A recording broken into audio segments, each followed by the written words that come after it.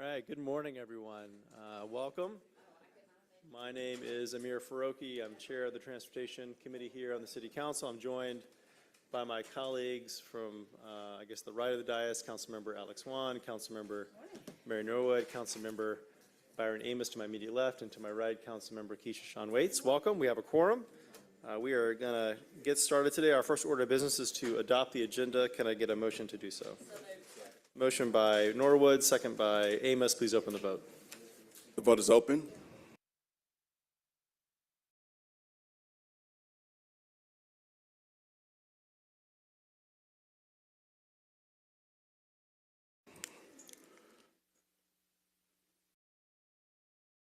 The vote is closed. 5 yeas, 0 nays. The agenda has been adopted. Next order of business will be to approve the minutes. Can I get a motion? Motion by Wan, second by Amos. Please open the vote. The vote is open.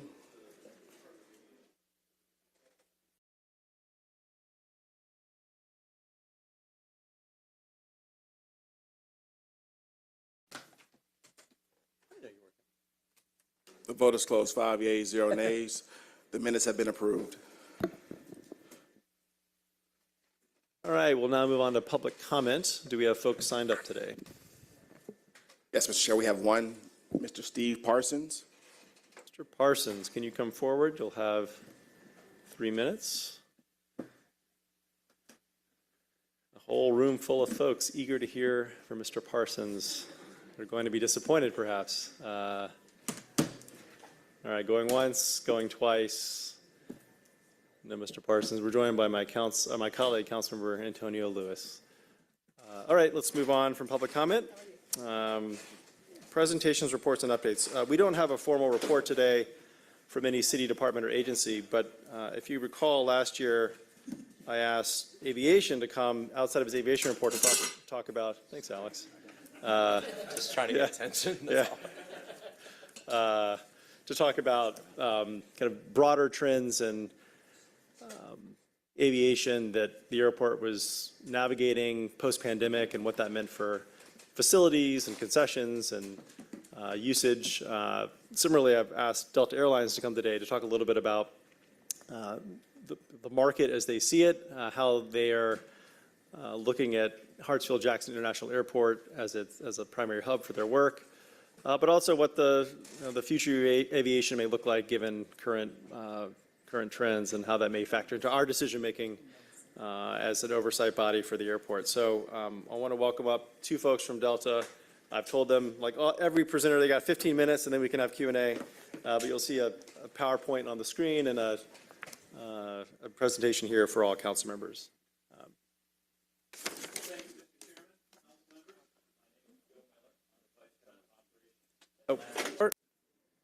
Good morning, and thank you for the opportunity. It's been an exciting climb. First of all, Delta is proud to call Atlanta home for 75 years. It's been an interesting climb since the low point of the pandemic. There was actually a day in the airport where we only had 5,000 customers transiting the airport.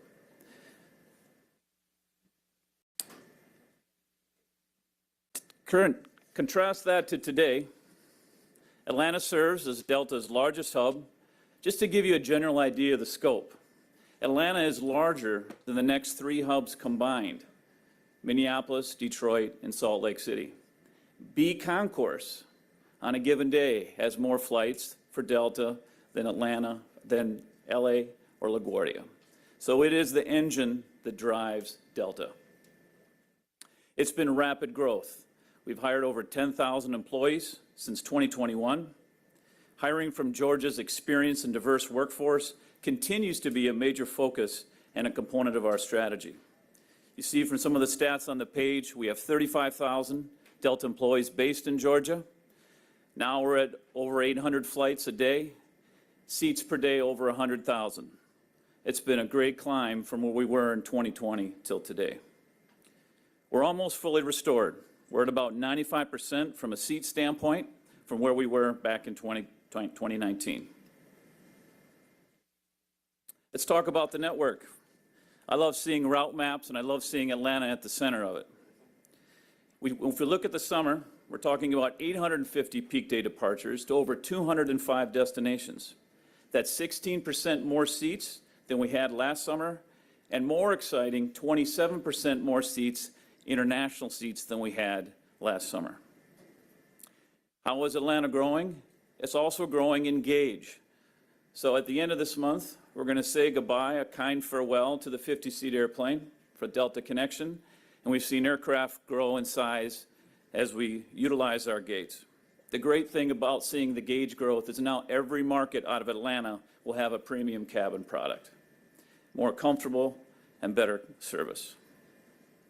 Just to give you a sense of where Atlanta compares to some of the other hubs, 22% larger in seats than American in Dallas, and even farther ahead than our competitors in Chicago, Charlotte, and Denver.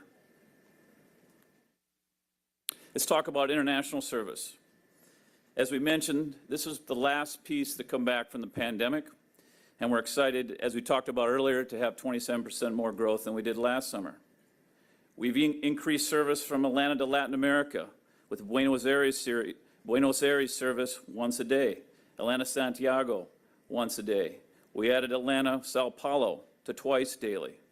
Resumed winter service to Rio de Janeiro, and in partnership with our joint venture partner, LATAM. We've added Cozumel service. In addition, we've added frequencies across Mexico, Central America, and the Caribbean. Especially exciting to see Cape Town service. We've added markets to Stuttgart, traditionally a little more business-minded, Stuttgart, Dusseldorf, and we've recently brought back Tel Aviv service. Got to mention our partners. It's not just Delta that's growing here in Atlanta. And like the Atlanta hub, we want their hubs to be engines for growth for this community. So not just relying on O&D traffic. You see all of our partners up there, KLM, Air France, Virgin, Korean, LATAM, Aeromexico, WestJet, and China Eastern. We want to Latinize Atlanta and grow the LATAM partnership, which is our newest partnership. The results have been, we've made Atlanta Hartsfield Jackson the busiest airport in the world, with 70 million Delta passengers in 2022. One interesting fact is that 75% of all of our customers are transferring through Atlanta. That's unique, and that provides an advantage for all the Georgia citizens here, is you have a lot more service than you would typically in an O&D or origin and destination type market. Georgians benefit from that direct service. The keys to success, there's many factors, but I like the first statement up there. The airport's success did not happen by chance. It starts with a strong partnership with the City of Atlanta and the Department of Aviation. We have a stakeholder model where regardless of any service failures, the airport community solves them as one team, whether it be TSA, DOA, or any of the airlines. Atlanta is an efficient design. It's unique in that perspective. In fact, Seoul Airport copied Atlanta. Well, I'd like to say they copied Atlanta. They have a very similar design because they saw how efficient and how it helps customers move quickly between their different destinations.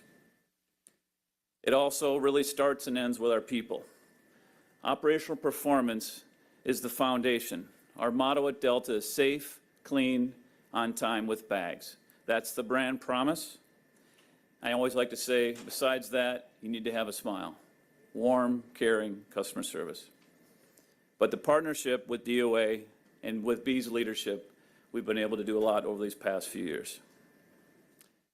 I want to transition over to Melissa. Melissa's going to come up and introduce herself, and she's going to talk about where we see the airport going. Thanks, Melissa. Thank you, Mr. Chairman and council members.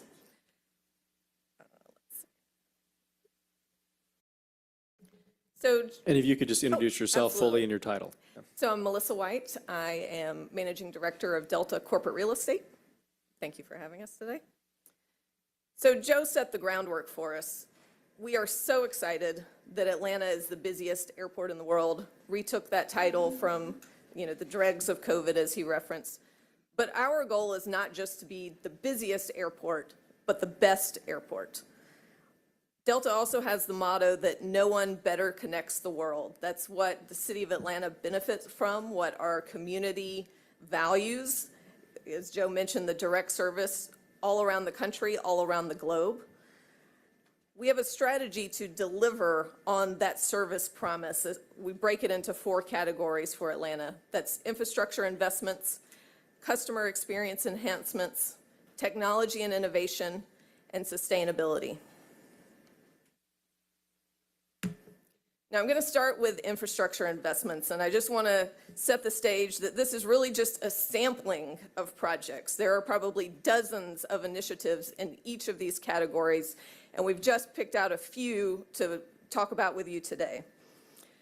Concourse D redevelopment is an exciting program that we have coming forward, being led by the Department of Aviation. It's a $1.4 billion project that is going to upgauge what is currently the smallest concourse in Atlanta that was really built for regional jets, make it capable for the fleet of the future, which is the larger aircraft Joe was mentioning, really setting the stage for the growth and the service that we want to deliver going forward.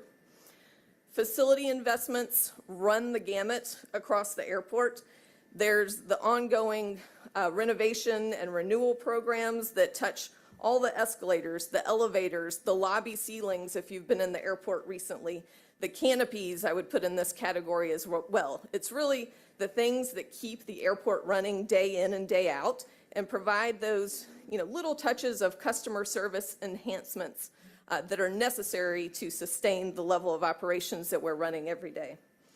We're also investing in capacity at pinch points. The picture that's there for this section is really, it's the plane train extension program. So you've probably heard about that. Some of you have been out there potentially to tour it as well. A really exciting program. As we continue to grow the airport, we're working with our DOA partners to figure out where do we need to add capacity so that as the passenger volumes grow, we're ready to support that. Airfield upgrades. So the picture that's shown in that category is the new South De-icing complex. That's over 200,000 square yards of new concrete. To put that in perspective, that's 30 football fields. It doesn't snow a ton in Atlanta, but when it does, it can throw a wrench in our operations and is worth the investment to make sure we can continue to run smoothly despite the weather outside. Not only that, but it also serves as critical aircraft parking during other times of the year when it's not needed for de-icing operations. The Department of Aviation also just recently opened the 9L end-around, that's the south end-around, for our runways and our taxiways. That adds efficiency to our airfield operations, but also critical safety improvements so that aircraft are not having to cross active runways and just making sure that Atlanta is leading the way with safety in the aviation industry.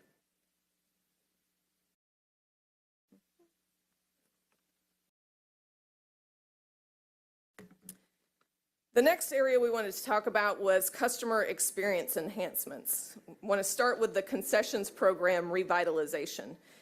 We have, as partners, a generational opportunity to upgrade our concessions program in Atlanta. We're very excited about the direction that the Department of Aviation and the City of Atlanta are moving on this initiative. The industry has changed. People shop on Amazon, have things ordered to their home. We want to make sure we are meeting the needs of our passengers in the airport by focusing on food and beverage, where they can stop and grab a coffee, grab a snack or a meal between their flights or before their departure. We also want to focus on healthy food, ethnic food, local food, things that are tasty that our customers are going to want to enjoy while they're in our airport. We also want to focus on full day offerings. The most successful concessions programs out there don't just offer a lunch or a dinner. It's really offering from the first flight of the day, that cup of coffee, to the last flight of the day and you want to grab an evening snack. That's how we really serve our customers throughout the duration of their travel. There's also many technology enhancements, whether it's mobile ordering, ghost kitchens that don't take up space in the very valuable departures level, vending units, we're seeing those rolled out to great success across the industry.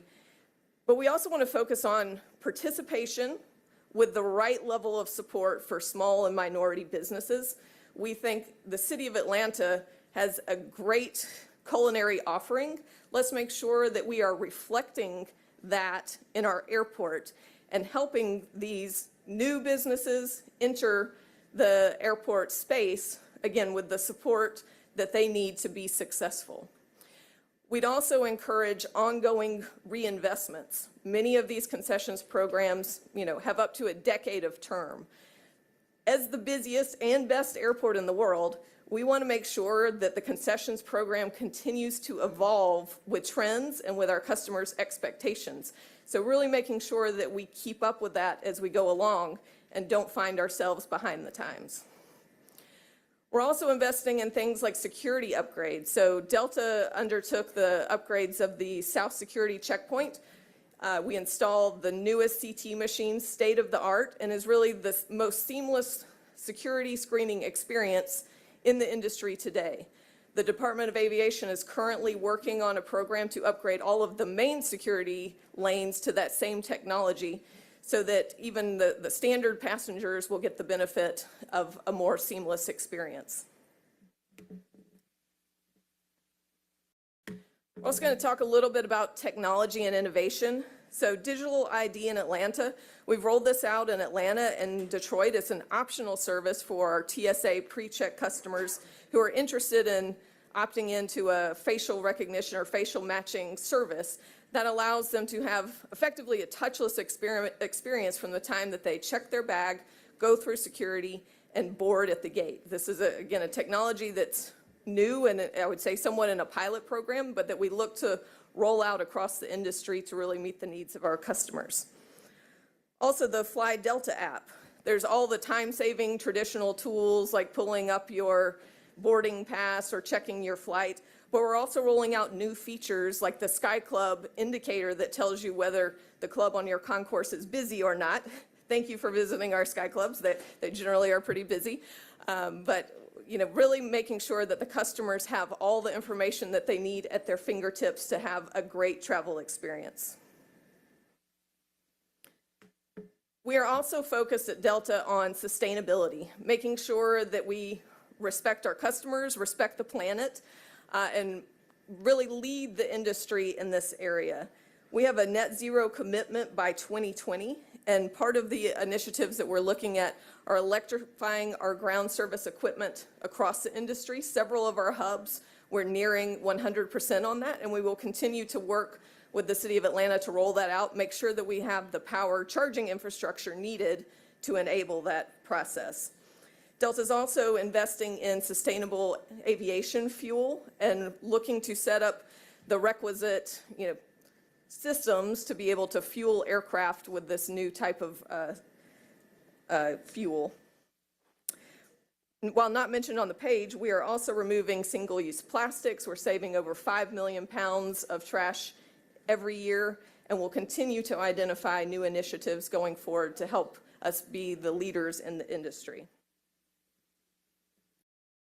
So again, thank you. I hope from both my comments and Joe's that the key messages you took from this are Delta's pride in what we've accomplished so far together, our excitement in where we're going tomorrow and beyond, and also our appreciation to you, the City of Atlanta, to our DOA partners, many of whom are here in the room, and open it up for questions. Thank you, Melissa and Joe and the Delta team for coming in today. We're lucky that this is your hometown and that we have the benefit of being such a major hub and for y'all's pursuit of excellence, both for your airline and for the airport. Your inputs, I think, help us make better decisions regarding the airport. I have two questions. Before I ask those questions and then turn to my colleagues, I will note the next item on the agenda is a public hearing. If anyone's here for the public hearing and they want to make public comment, there's a sign-up sheet off to the right over there. So two questions. One is you acknowledge that we're back to being the busiest airport in the world, not quite at the flight volume that was pre-pandemic. What are you all seeing specifically with Delta? Is it kind of hit a plateau? We still climbing out? What does that mean for the airport's capacity? Where's flight demand going in the next few years? Typically, we target GDP growth in a normal cycle. We target whatever the GDP growth is because we want to be restrained with how much growth we offer. That's what we've typically done in the past. Atlanta has led as far as growth. We've seen some of the other markets come back. The key for us here in Atlanta is continued expansion of international. That will be our engine of growth here. When we talk about departures in Atlanta, and you may remember back when we had 1,000, 1,100, those were inclusive of Delta Connection airplanes. I can turn those a lot faster. So when D Concourse, Melissa mentioned D Concourse, that's going from how many DC gates now? 40, which that product isn't always as preferred with some of our customers, and going to 31 mainline gates. So that will be not far off B Concourse when it comes to size. That's our growth, bigger aircraft, more seats per departure, and continued off-peak growth. At peak, we are bigger than we were in 2019. Now we're filling in the valleys as the business continues to come back. And my last question, and we have a nice queue of council members waiting to inquire. This is your busiest hub, but you operate in a lot of airports. Some there are other hubs, others you just have non-hub service to. We tend to tiptoe around the fact that we are the busiest and most efficient, but there's things we're not always the best at. And I was wondering if you could reflect on things that you wish we would get better at or we could get better at. You may have touched on some of these, right? Concessions is a good example. There's some really interesting touchless concession options that you see in other markets and more dynamic food offerings. But I'm curious, when you look across both the domestic and international airport landscape, where do we have the most room to improve? Thank you, Mr. Chairman. I think you touched on it. There are a million things that Atlanta does an amazing job at. There are certainly opportunities, whether it be the concessions program. I think our restrooms are a little bit dated. We are kings at efficiency, but Delta and our DOA partners work day in and day out to identify where those opportunities are and make sure that we have a plan to address them. So again, concessions program, you all are familiar. There is, RFPs in process, some coming forward. With the restroom program, we're already in the planning stages for upgrading every restroom across the complex over a period of years. So while there are some things that, we can move from acceptable to best in class, we are working very closely to make sure we've identified all of those areas and that we have a plan to address them. I'll just add one other piece. We're excited to be announcing a $110 million expansion of the baggage handling system. That's the guts of the airplane. It's not obviously visible to the customer, but it's also some of that critical infrastructure. Those projects take 3 to 4 years, ensuring not only in the facilities that Delta has responsibility, but in the shared facilities on E&F. Those are also investments in that infrastructure as we want to continue to meet the brand promise of every customer gets their bag. Thank you. Councilmember Juan. Thank you, Chair Farokhi. First off, just want to thank Delta for the partnership. I mean, y'all are critical. As y'all have acknowledged, but I just want to acknowledge from our side as well that our mutual success is critical to the success of the airport as well. So I appreciate your being here and sharing with us your perspective. Also very excited about the Cape Town reinstatement. It's been almost 20 years since I've been there, and I can't wait to get on that plane to go at some point if I can ever find time off. I wanted to ask you kind of a similar question. Everything that you've presented is very optimistic and ambitious and bright. But I want to know what's on your radar in terms of things that you watch. I don't want to say what keeps you up at night, but what are you watching? I mean, there's talk about recession. There's talk about, fluctuations in terms of business and personal travel. God forbid that there's another health situation across the globe. But what do y'all keep a real close eye on that could most directly and most dramatically impact your success? And I was going to ask about the airport projects, but you've touched on that already. So with the airport specifically, we like to view them as cruise ships, massive tankers, not speedboats. So we try to set the course, understanding that many of these assets are going to be in place for 30-plus years. So in some ways, we are fortunate to be somewhat insulated from the ups and downs of the market on a, more frequent basis. Absolutely, if there are changes in demand, changes in trends, sometimes that will meter our aspirations for a short period of time. But particularly through COVID in a number of airports, we actually were advantaged by going faster, getting things done when there wasn't demand elsewhere, and kind of taking advantage of those lulls that, maybe with a, pessimistic look, you would say, let's change course, let's pull back. But I think Delta and the airport are very fortunate to, in many cases, be able to navigate through those more smoothly. Am I correct? I feel like, kind of like with post-pandemic, like the office market has been somewhat surprised about how business has effectively changed. Am I correct in reading, I feel like the pleasure traveler has actually been the bigger driver since the pandemic, that there's been somewhat of a backing off of business, so that even, well, and I don't know if there is a mild recession, which one that impacts more. Could you speak to that a little bit? The interesting piece is, while there is some economic indicators, our future bookings are strong. And earlier on, there has been some changes in traditional business markets, but in general, we are optimistic, especially when we look at bookings out 6 months. Typically, most are inside 30 days, and we've seen that behavior change somewhat. So maybe instead of going into the office, maybe there's different markets that we're seeing we're having to serve, where they're traditionally from somewhere who's low cost into a higher cost city. So we've seen some different trends, but overall, future bookings are strong. That's good to know. I think that's been surprising to me too, is the resilience. I would not have expected that. I feel like I would have expected still some sense of caution and just reservation. But it's good to hear that from your side. So again, thank you for the partnership. Please continue to let us know what we can do. I know you're working directly with airport folks, but know that you've got supportive ears up here as well. Thank you. Councilmember Overstreet. Definitely a great place to start, because you definitely have partners here. I am extremely biased in that I started working for Delta as a high school student at APS here in Atlanta, over at Greenburn Mall, and in that complex next to that on a summer program, and then went to college and became, I went to in-flight, stayed there, and full retirement from Delta Airlines. So you guys do nothing wrong. It's it's a perfect place to work.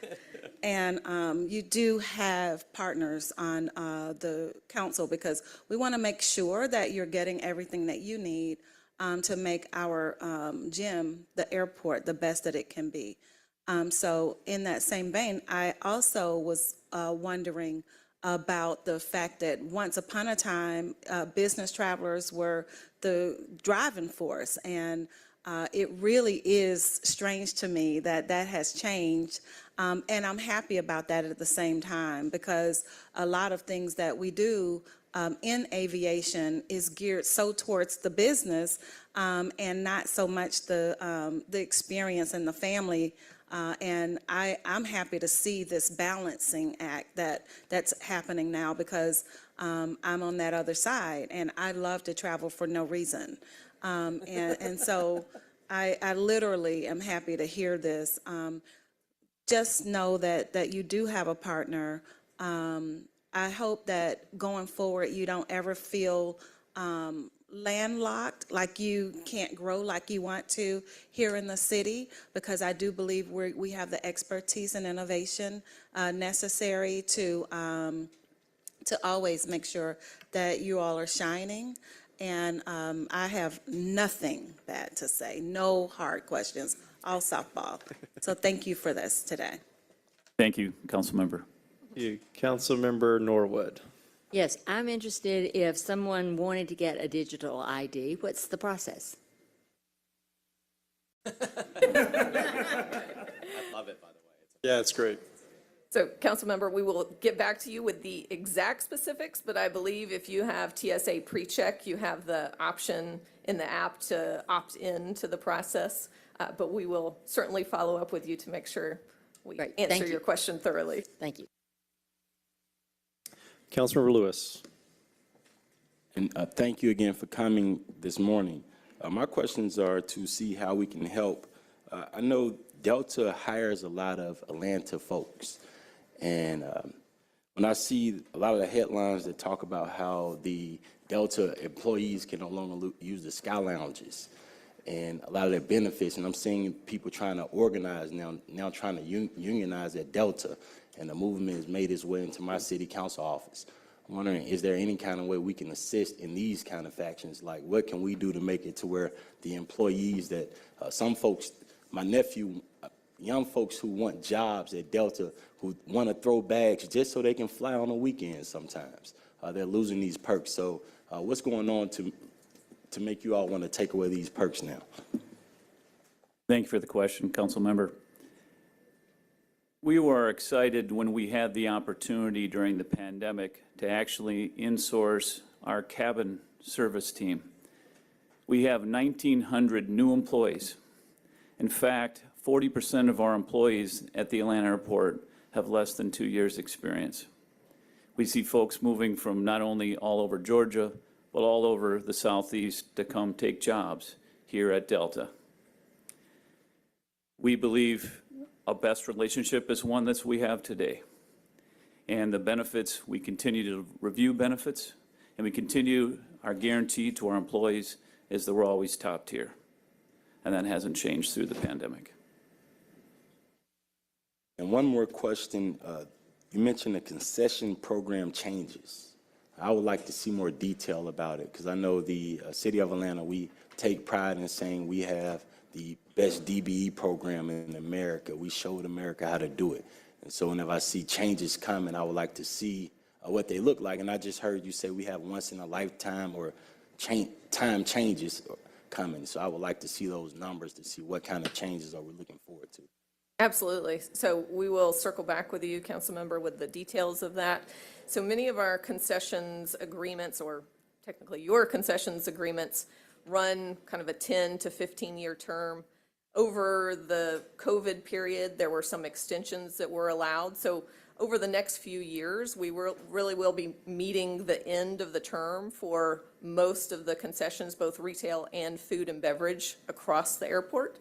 So the commercial team at the Department of Aviation is working diligently to put together the phasing plan, the high-level concepts of what our customers want to see in our offering at the airport, and we'll be rolling out packages over the next few years. So it really is, it's not kind of taking away from the program that is there today. It is kind of the natural evolution as terms expire, but we can certainly circle back with you on the details of that.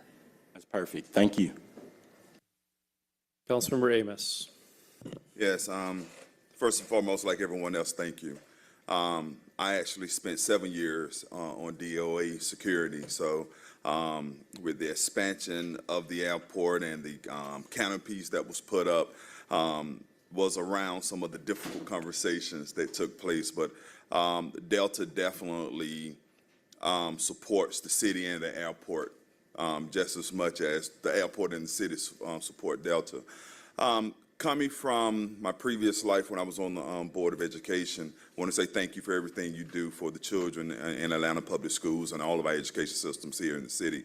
But I was just wondering talking about the future, and Councilmember hit it on the head when we talk about training. What type of training programs? I mean, perfect example is there, as we talk about, and I know it's FAA, but flight managers, as we talk about the being able to repair your planes, are there any type of training programs you may have for our young people and our developing workforce that you may be able to, that we can support and help do more with?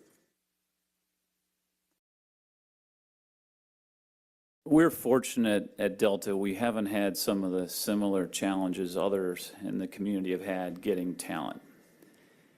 But there's still lots of opportunity. When we talk to all these new employees that come over, many of us started our careers cleaning airplanes, and we've moved up in our careers, and that's sometimes due to a strong mentor, that's sometimes due to education and training. But in general, across the nation, there is a shortage of, say, airframe and power plant mechanics. It's widely known, similar with pilots. That is also something that's talked about in the Capitol. So any programs that encourage enrollment in those types of programs are always warranted. So, and I know Councilmember Lewis would definitely agree. What can he and I do to help you get a program at Atlanta Technical College to train the next aviation engine repair program? I know you probably can't answer now, but that's the level that I'm thinking about. Do we put a course inside the College and Career Academy at Atlanta Public Schools? We'll bring them across the street and bring them into it later. But that's what, as we talk about the future, as you look at future growth, what type of different languages need to be spoke by your flight attendants that we can add. So whatever I can do to help, just let me know. Mr. Chair and Council Member, Jeff Davidman with Delta Airlines. Just to jump in, that's an area that I'm a little more familiar with than my colleagues are. So we actually have a number of programs in both the areas that Joe was talking about. So from a pilot training perspective, we've got a program called Propel, which is an opportunity for kids when they go to college at one of, I believe we're about 14 or 15 schools, including the first one was here in Georgia at Middle Georgia State University. As sophomores in the aviation program, Delta will actually come on campus and interview students in the aviation program and extend offers at that time. So as sophomores, they know they have a pathway to get to Delta. Upon graduating, they then have different ways to get their hours, whether that's going through the military, whether that's going through the regional carriers, whether that's going through private flying as well. But they know there's a pathway, which for a lot of kids is so important because it's not inexpensive to get into to become a pilot. So knowing that there's a job on the other end is extremely important. As Joe is also saying, for our A&P mechanics, that's also a huge need for us going forward, and we're very involved around the country. We're actually in 53 community colleges where we have, and technical schools, where we've actually developed the curriculum, taken it to them and said, if you train your kids to learn this, we will hire them when they come out. And those are incredible jobs. A tech op job at Delta after 7 years is over 6 figures, and the tenure of that is, it's not a job, it's a career. And nowhere is that done more than here in Georgia. So we've invested and partnered with 5 different technical colleges in Georgia, investing in their curriculum, in addition to just providing the curriculum, making contributions to them. Even more important, right here in Atlanta Technical College, their program actually lost FAA certification. And so we have embedded our folks with working with the administration there to, again, develop the curriculum and go ahead and say, we need to get Atlanta Technical College recertified, because when we can get it recertified, we can get our kids trained. We're going to hire those kids to then come and have careers at Delta. So we're invested in it, but we'd love to share more and make sure you can help us get the word out to your constituents, to the students in the Atlanta Public Schools and throughout the region, to make sure they know about these opportunities and then they know how to access them. So we'd love to follow up with you on that. Thank you. Councilmember Lewis. And speaking on that, growing up at South Atlanta High School, we had a airplane in our high school. So we actually had the program that you're talking about at our high school, in which we were hired directly at the airport because we were the high school closest to the airport. And so I would love to see if we can make that connection. And with Atlanta Technical College also sitting in District 12, I'll also make the connection with Dr. Seal before you leave today. We're going to make that connection with Dr. Seal. My question on that was something else you said a little earlier. You're not having an issue hiring folks.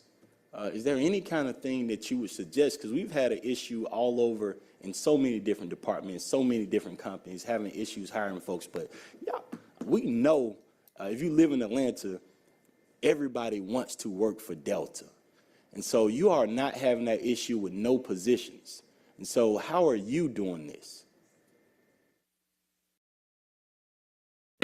I think it comes with the promise that we have with our employees, right? If you can grow your career in any myriad of ways, and a lot of folks started at entry-level positions. It's our direct relationship we have with our employees that is critical, and it's the fact that we have a lot of opportunity to grow. 35,000 employees here in Georgia, and it doesn't matter where you started. If you're willing to put in the work and learn, you can get ahead in the company. I started in maintenance. Many of us have started in different paths. But I think that what makes us successful is our direct relationship with our employees. And Mr. Chair, before I yield, as a labor union advocate, I've always had like a issue because I know Delta has a good relationship with their employees, a different type. And to see you still, even throughout the pandemic, not have an issue with hiring folks has been that's a star on my book. Thank you. I yield, Mr. Chair. Thank you. And thank you to all the council members for your questions. Thank you to Delta for your partnership and your accessibility and willingness to be here today. As I mentioned earlier, I think these types of conversations and information sharing help us make more informed decisions with respect to the airport. So thank you very much again for your presentation today. We look forward to being in touch. Thank you, Mr. Chairman. Thank you, council members. Appreciate it. All right, our next item is item G, public hearing items. Today we do have a public hearing. Do I need a move to enter into the public hearing? Yep, I move to do so. Second by Juan. Please open the vote on the motion to enter public hearing.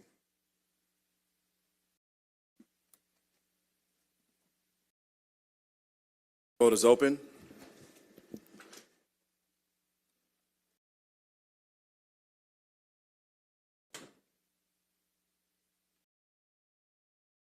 The vote is closed. 5 yeas, 0 nays. The public hearing is open.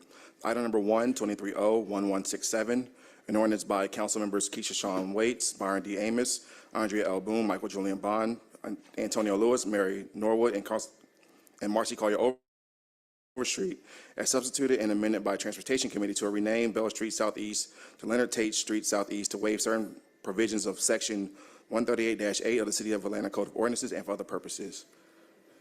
Yeah, we do have one public comment on this item. Akila Zafar here.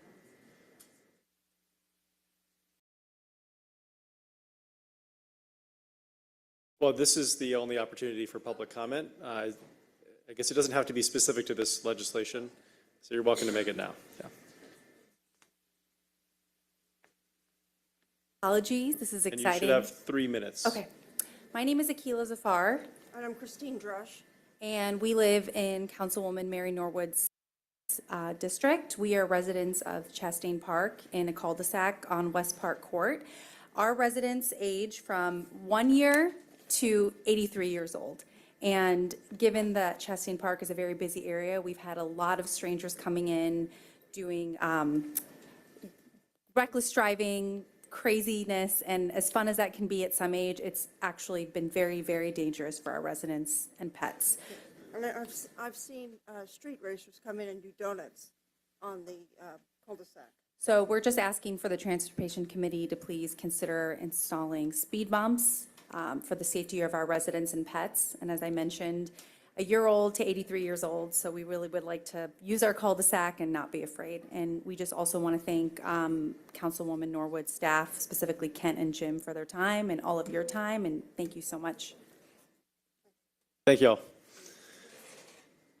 I have a motion to close the public hearing by Juan, second by Amos. Please open the vote. The vote is open.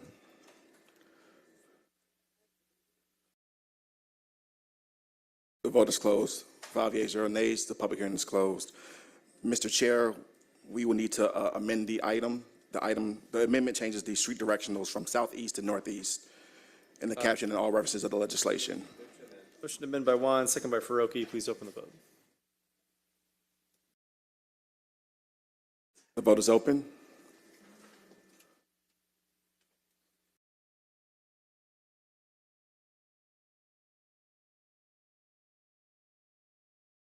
The vote is closed. 4 yeas, 0 nays. This item has been amended. And Mr. Chair, we need to move this item on condition. The condition is to receive the review and comment from the Urban Design Commission.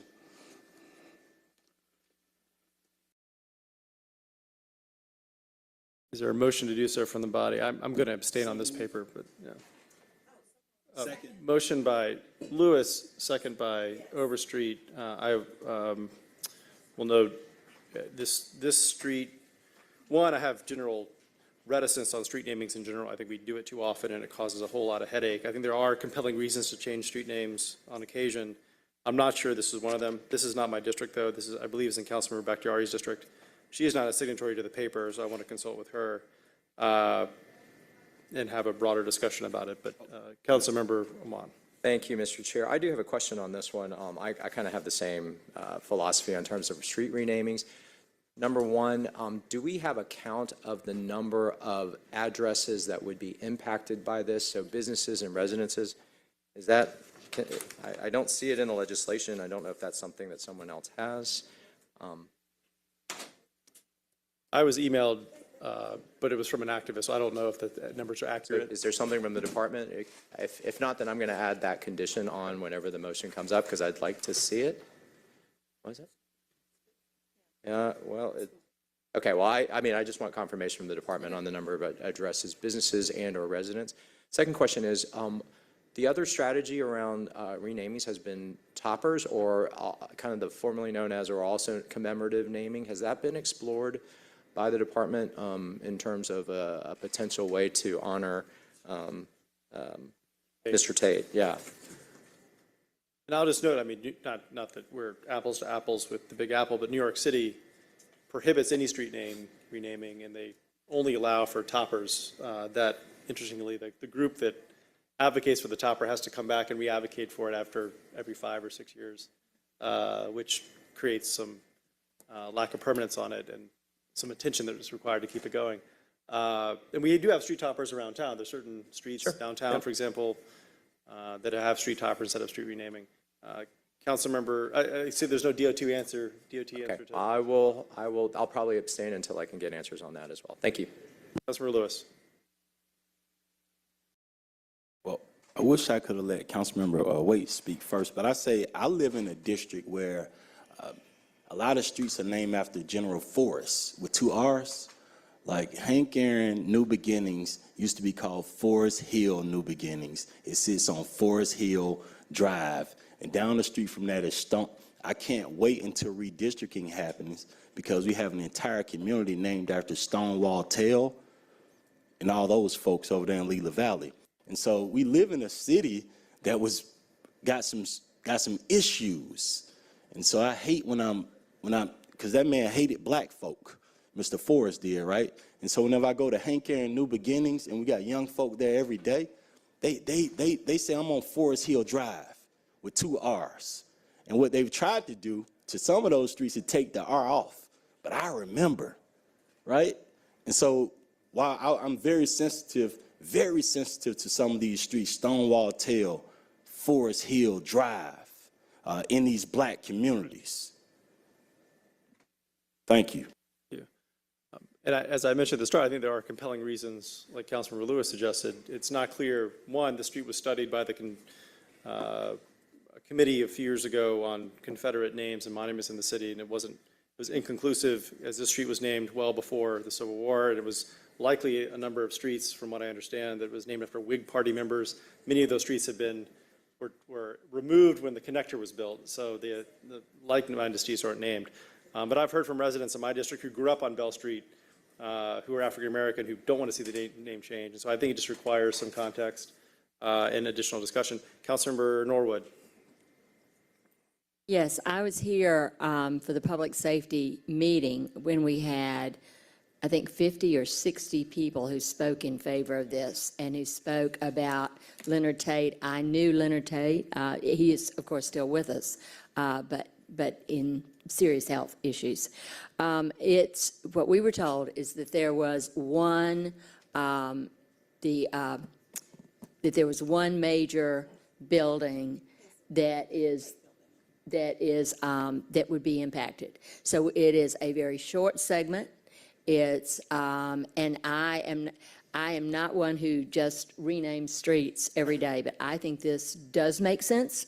I've known him, and what I saw and what I said to the audience was that the mayor asked for a mentor program, and we had 50 or 60 people who said, my life was forever changed. I came here, I went homeless, all this, and Leonard Tate changed my life. And I said to all of them in the room, every one of y'all sign up for the mayor's mentor program, because you're exactly who can impact these young people. So with all the passion they had for this street renaming, I said, let's pay it forward. And each one of y'all get involved. I have not followed up to see if they did. I hope they did.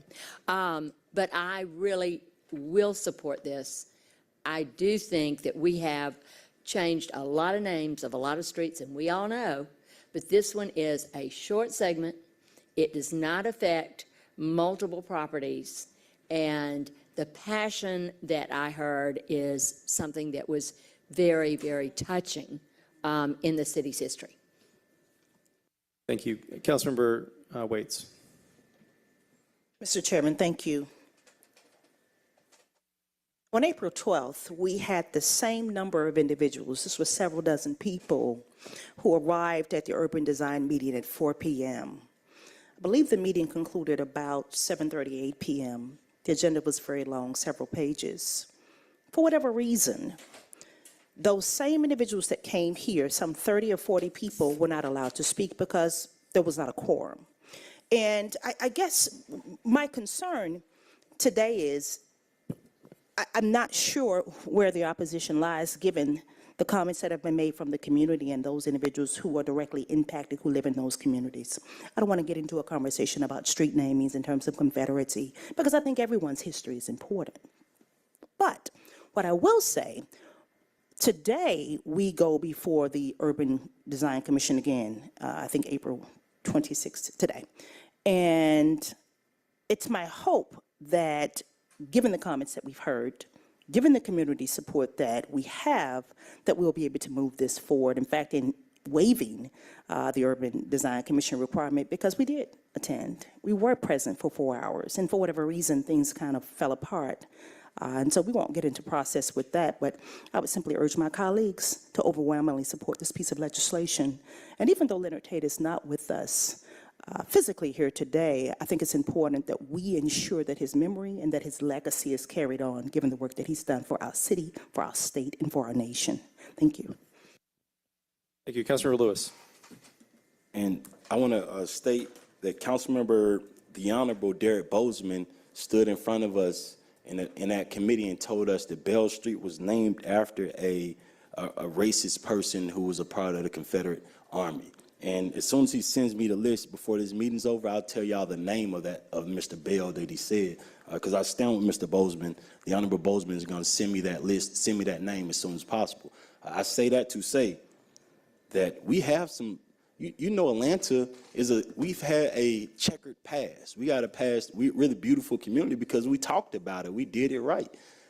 The Atlanta Journal-Constitution, if you just look at the history of the Atlanta Journal and the Atlanta Constitution. So to not look at these streets and to try to put in any kind of paperwork to say that we can't, any kind of legislation, to say that we can't get rid of forests everywhere it goes because you took off the R 4 years ago, I don't think we need to have that going. I need to make sure we're loud. Myself, Councilmember Waits, make sure we're loud when we find out where is this coming from. Because Councilmember Norwood just said she's in support of it. So that's Buckhead saying they're in support of it. The community had folks down here saying they're in support of it. So where is this coming from?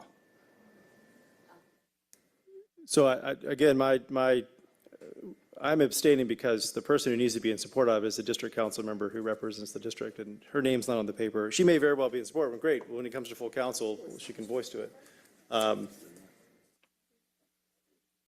Councilor Norwood. What I understood at the Public Safety Committee is that it was Bell Street Southeast. I'm now seeing that it's been changed to Bell Street Northeast on this legislation. So I don't know if the community was confused or if they were, because it's a much longer street and many more establishments on it. So, but So it came to us as southeast, Mr. Lewis. It came to us as southeast, and so now it's all of a sudden northeast. So I think there is confusion. And there are, from my understanding, a number of apartment buildings and blocks on. I don't know what the number is. I think that's, yeah. Okay, the vote has been open for a while. I think the motion is to move this forward on condition, both the condition that's been stated, which is review and comment from the Urban Design Commission, as well as Councilor Wan's condition that there be some clarity on the number of businesses and residences impacted by the potential street name change.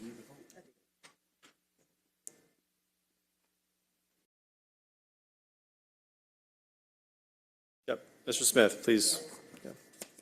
So, in regards to, oh, sorry, I always forget to do that. Alan Smith, Deputy Commissioner, ATL DOT, Maintenance Division. So in regards to the quadrant, it's actually Bell Street Northeast. That's correct. As far as the number of properties that will be impacted, it is, I'll let Nurse speak. North of Korea, I just looked at the GIS, and there are 2 buildings and 1 vacant lot. It's northeast, and the community talked about northeast, not southeast. At the community comment last time, everybody was talking about northeast. So that's where the building is. Thank you. Between Edgewood and John Wesley Dobbs. Councilor Lewis. And so now we're talking about a street with 3 properties on it. One of them is a vacant lot and 2 properties. And the folks that came down were talking about this spot, correct? And Mr. Bozeman told me that the street, Bell Street, presumably named after Hiram Parks Bell, a Confederate congressman, as reported by the Atlanta Journal-Constitution. And so I want to make sure that Mr. Bozeman words were out there. Thank you. First, Councilmember Waits before Councilmember Norwood. Is it appropriate to ask for a waiver in terms of the Urban Design Commission? Can I ask for a waiver and a motion for that process? Anyone from law is here? You'd have to make an amendment and the language around it specifically waiving the code. Please. Does law have an opinion? Mr. Chair, I apologize. I'm not sure what protocol is, so I want to be in order. Good morning, Stephanie Grant, Department of Law. So the paper that we are considering has reached both first read and second read. At this time, it's an ordinance. We cannot amend an ordinance on the floor because the original ordinance did not contain waiver language in the caption. So your option here is if you want to. I don't even believe that we can amend the paper to add a waiver because that's not been announced to the public. So we would actually have to file this paper in order to start over and waive the code provision that you're requesting. Councilor Overstreet. So the motion has been moved and properly seconded by myself. Please prepare the vote. Yeah, it's been, The vote is open. the vote's been open for 15 minutes. It's been sitting here on your screens, yeah. So it's on condition. Councilmember Norwood, let's wrap this up because the vote's been open. We can close the vote. I understand, but I'm looking at Landglide and I'm looking at Bell Street Northeast, and I'm seeing an awful lot more. Yeah, I agree. The Board of Regents is there, Georgia Power is there, there is a condominium complex there. It's very different from what we understood when the legislation said Southeast. Commissioner. Chair, thank you for the opportunity. Solomon Cavanis, ATL DOT. We will take appropriate measures to look at any background information necessary to support this. Sorry that we didn't have that in time for this meeting. Great, terrific. All right, so the motion before us is to move this forward on condition, the condition being the UDC review and comment. It sounds like Councilmember Wan's request is still open because we've received conflicting information. The vote's been open. Law. So I have just received a text from Ms. Santana Kempson Wright, who's actually looking at the paper, and she believes it's appropriate to renumber the paper and add in a waiver to Section 7 because UDC is comment only.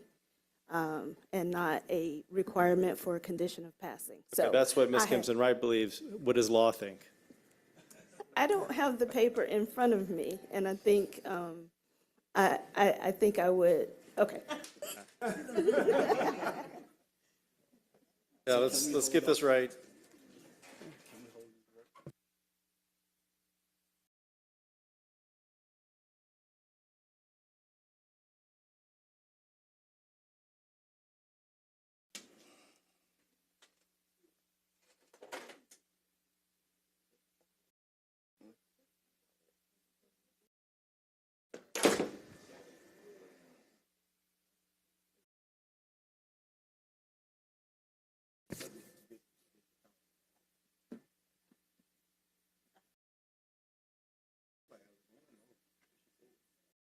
So I do have an opinion from law here from Ms. Robinson regarding this matter, if it's okay if I read it in. Yeah, the recommendation was to add a new section 7, which would read as follows. Section 7, that the requirements of section 138-8E of the City of Atlanta Code of Ordinances, which pertains to review by the Urban Design Commission, be waived for purposes of this ordinance only, and that the remaining sections be renumbered. That's actually Ms. Kimpson Wright, but Well,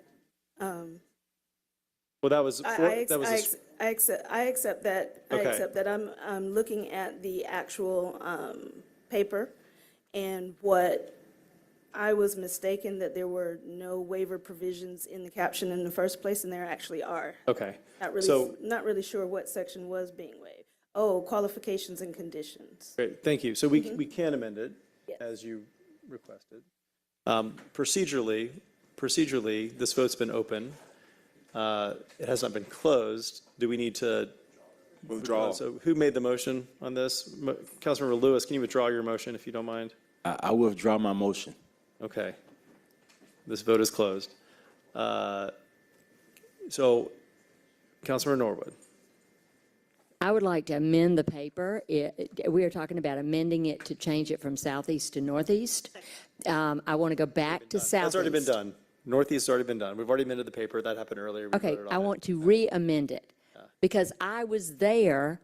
I know where we all believe this was happening, and it is that one little block that is southeast, which is where he was. It was not the Board of Regents and Big Bethel and Georgia Power and all of these entities. We have a very simple, tiny little section that we had 2 hours of conversations. I'm going off camera. Little mood lighting. Commissioner, any reflections on southeast versus northeast? It was southeast. Not That's at what we this signed time. off on. Okay. Second. Okay, we have an amendment and a second to Okay. go back to southeast. So there's a motion to amend the paper to, and we're going to wrap this up soon because this is getting a little bit Nutty. twisted, yeah. We'll amend the paper as articulated to change northeast to southeast, Bell Street southeast. Motion by Norwood, second by Councilmember Waits. Please open the vote on that amendment.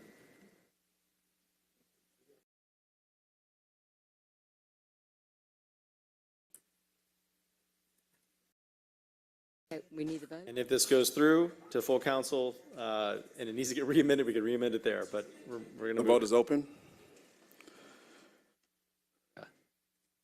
Vote is closed. 7 yeas, 0 nays. The item has been amended. Okay. Southeast. Commissioner, do you have any comment? Thank you for Okay. your So now we consideration. will, I'll move this forward on condition, oh, no, we have to amend the paper for the, yeah, so I will move to amend, to add a section 7 that will read as follows, that the requirements of section 138-8E of the City of Atlanta Code of Ordinances, which pertains to review by the Urban Design Commission, be waived for purposes of this ordinance only, which would also require the sections after that to be renumbered. So that's the motion I'll put forward, which is echoing Councilmember Waits' earlier desire. Second by Waits. Please open the vote on that amendment. Excuse me, Councilmember Juan, floor is yours. So colleagues, I'm going to vote against this amendment. I appreciate what y'all are trying to do. I believe in process. I'm scared of if we do this and waive this for a UDC proceeding for this, the door that it opens for all the other papers and issues that have to go before the UDC. I'm not comfortable with that, but I respect the will of this committee if it passes. Councilmember Waits. Yes, sir. I just simply wanted to go on record again and indicate that we had nearly 30 people who were present for the April 12th meeting to speak to this. And given the challenges with the meeting that particular day, we were not successful in going before the commission. Secondly, it's my understanding that there is no real requirement in terms of moving this forward, is my understanding. So just want to be on record again that we were present for this meeting. But for whatever reason, given the challenges with process, the individuals who were there in support of this legislation were not allowed to speak and waited for a 4-hour period of time to speak to the significance of this legislation. Thank you.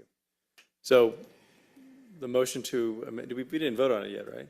Yeah, motion to amend is on the table. Is there a second? We had a second from Waits. Please open the vote. The vote is open. The vote is closed. 5 yeas, 1 nay, 1 abstention. The item has been amended. And so now we have a motion to move this forward on condition. Nope, I guess there's no condition at this point, right? We've changed this to street to southeast. Or is there a motion on condition on what on the properties affected? Okay. So Councilmember Wan's condition remains as we move this forward, but the condition for UDC review and comment has been removed by amendment. So please place the vote in front of us. We need a mover and a seconder, Mr. Chair. So actually, I don't want to make the motion because I'm going to abstain. So does someone else want to make the motion to move this forward on condition? I'd like to make the motion. Motion by Wade, second by Overstreet. Please open the vote. The vote is open. The vote is closed. 4 yeas, 0 nays, 3 abstentions. The item is favorable as amended on condition. Terrific. All right. Consent agenda. Item number, section H, ordinance for first reading. Item number 223-0-1221, an ordinance by Transportation Committee amending the FY 2023 Airport Renewal and Extension Fund budget by adding to anticipation and appropriations grant funds in the amount of $40 million and 0 cents from the Federal Aviation Administration for FAA grant agreement as listed herein for the purpose of expanding Concourse D, Phase 1, and for other purposes. Item number 323-0-1222, an ordinance by Transportation Committee authorizing the mayor's designee on behalf of the City of Atlanta to enter into an airport use and lease agreement with Ethiopian Airlines Group at Hartsfield-Jackson Atlanta International Airport for the use of the airfield and the Central Passenger Terminal Complex and for other purposes. Mr. Johnson, I would ask that we take next item 43, which is an appointee for our, I think, T-SPLOST Stakeholder Committee. Is the individual here? Can Ms. Carrie Byrne come to the front, please?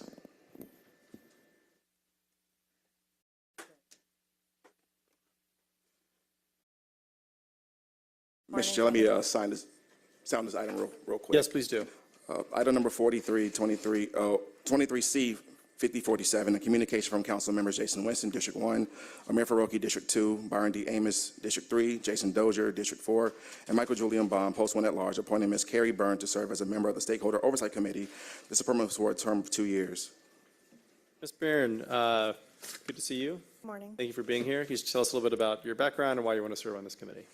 My background is in transportation planning. I have worked in the private sector, in the public sector. I'm now with a nonprofit. I was previously the chief bicycle officer with the City of Atlanta. Now I work for a membership organization called NACTA, which is a mission-driven organization to make streets safer and more equitable for people. That's where my work has focused, making streets safer for people biking, walking, using transit, and driving. Thank you. I will move to approve this nomination. I'll also acknowledge that Ms. Byrne was in the trenches when scooters hit the streets back in 2018 and navigated that with tact and diplomacy. So, thank you. No, she was the chief bicycle officer. We had, just had to navigate it. You had to hit the streets. We didn't know what to do. Please open the vote. Yeah. The vote is open. The vote is closed. 7 yeas, 0 nays. This item is favorable. This takes us to Section I, ordinance for second reading.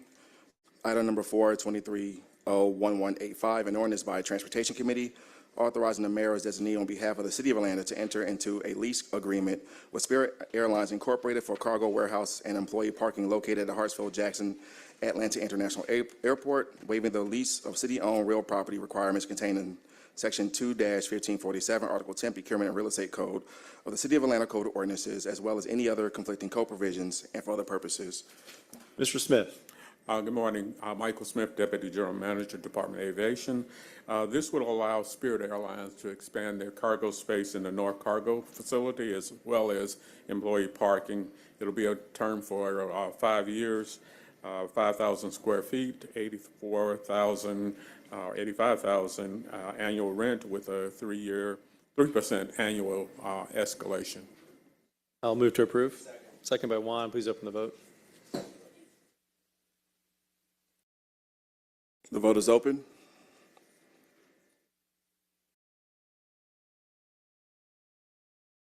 The vote is closed. 7 yeas, 0 nays. This item is favorable.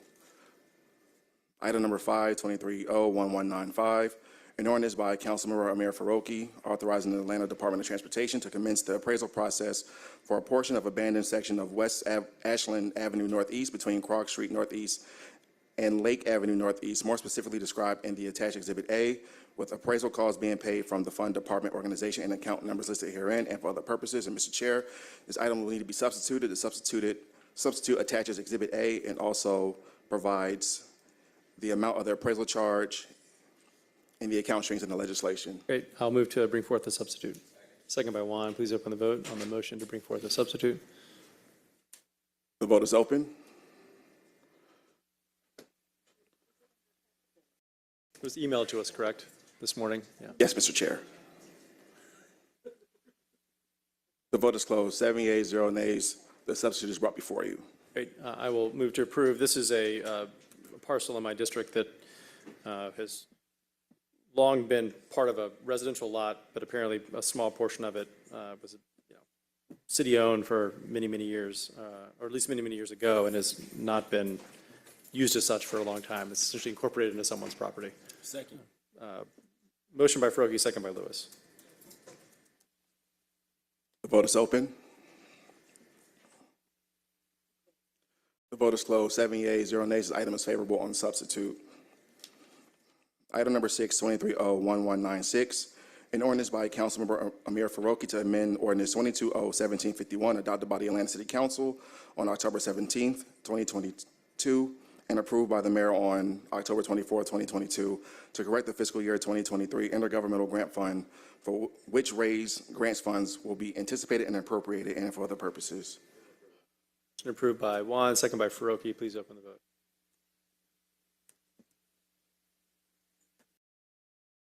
The vote is open. The vote is closed. 7 yeas, 0 nays. This item is favorable. Mr. Chair, if there is no objection from the committee, can we take items number 7, 8, 9, and 18 together as a block? Please do. These are for the installation of traffic calming devices. Section J, resolutions, item number 7, 23R3403, a resolution by Councilmember Jason Dozier requesting the mayor was designee to install traffic calming devices on Lorenzo Drive Southwest from Avon Avenue to Campbellton Road Southwest and for other purposes.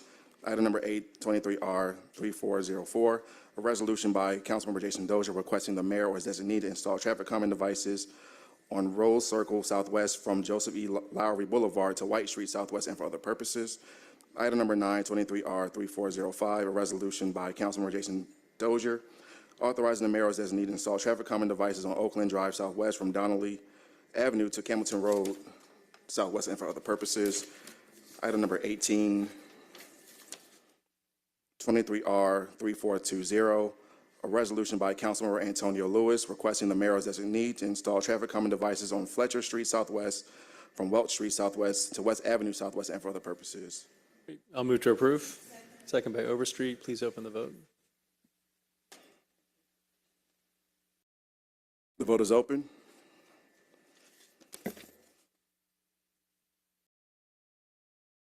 Will everyone please vote?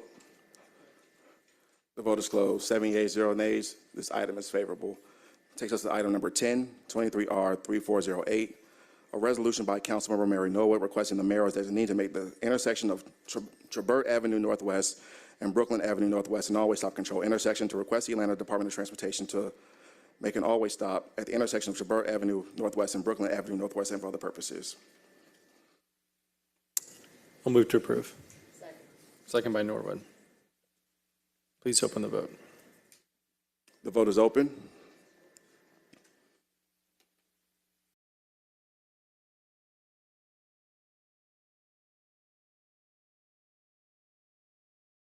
The vote is closed. 7 yeas, 0 nays. This item is favorable. Item number 11, 23R3409, a resolution by Councilmember Mary Norwood requesting the mayor as designee to install traffic calming devices on West Park Court Northwest between Powers Ferry Road Northwest and the dead end and for other purposes. And the department requested that this item be held. Mr. Smith. Good morning. Alan Smith, Deputy Commissioner, ATL DOT, TIM Division. So the reason we are asking that this paper be held is the street itself is a very short street. It's a cul-de-sac at the end of it. From a design standpoint, we don't have enough room to install our minimum requirement of 2 speed tables on the street. Oh, go ahead. Sorry, I didn't mean to interrupt. But I will say that there are alternatives to speed tables that I've seen. Bill Kennedy Way, for example, with these speed bumps that aren't curb to curb. Is that an option here?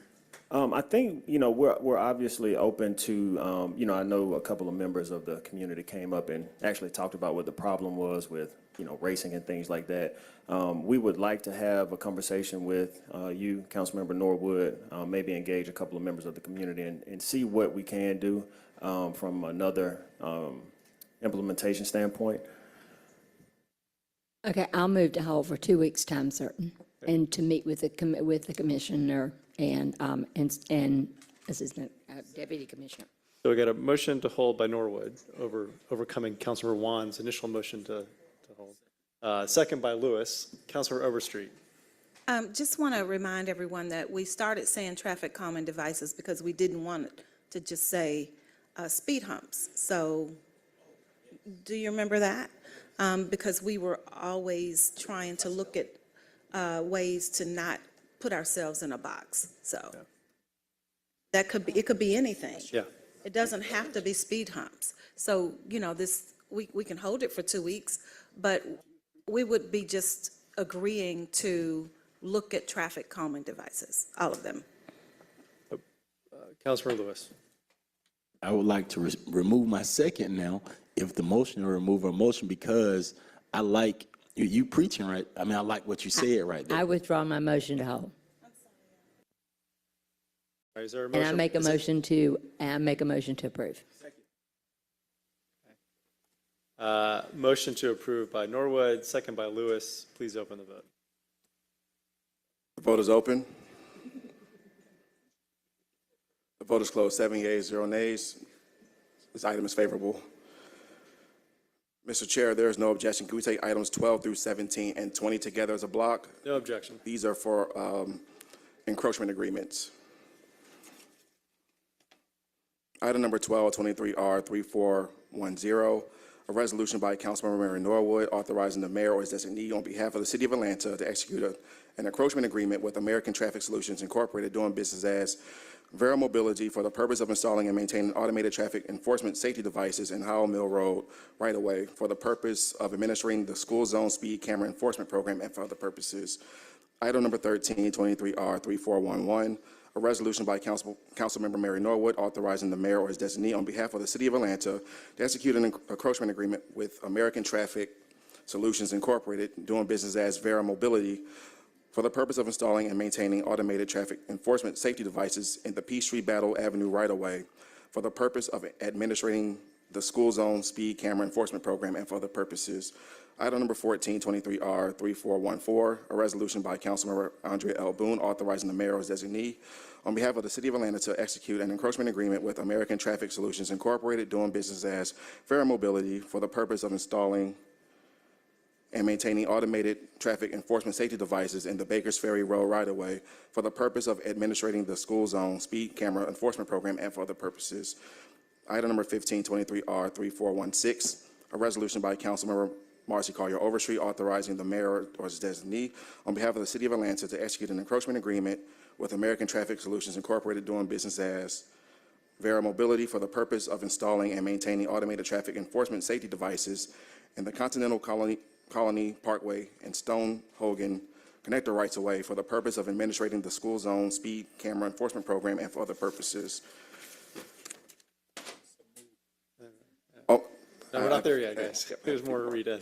And Mr. Nagy is going to speak to them. Yeah. Item number 1623R 3417, a resolution by Councilmember Marcy Collier Overstreet authorizing the mayor or designee on behalf of the City of Atlanta to execute an encroachment agreement with American Traffic Solutions Incorporated doing business as Vera Mobility for the purpose of installing and maintaining automated traffic enforcement safety devices in the Fairborn Road right-of-way for the purpose of administrating the school zone speed camera enforcement program and for other purposes.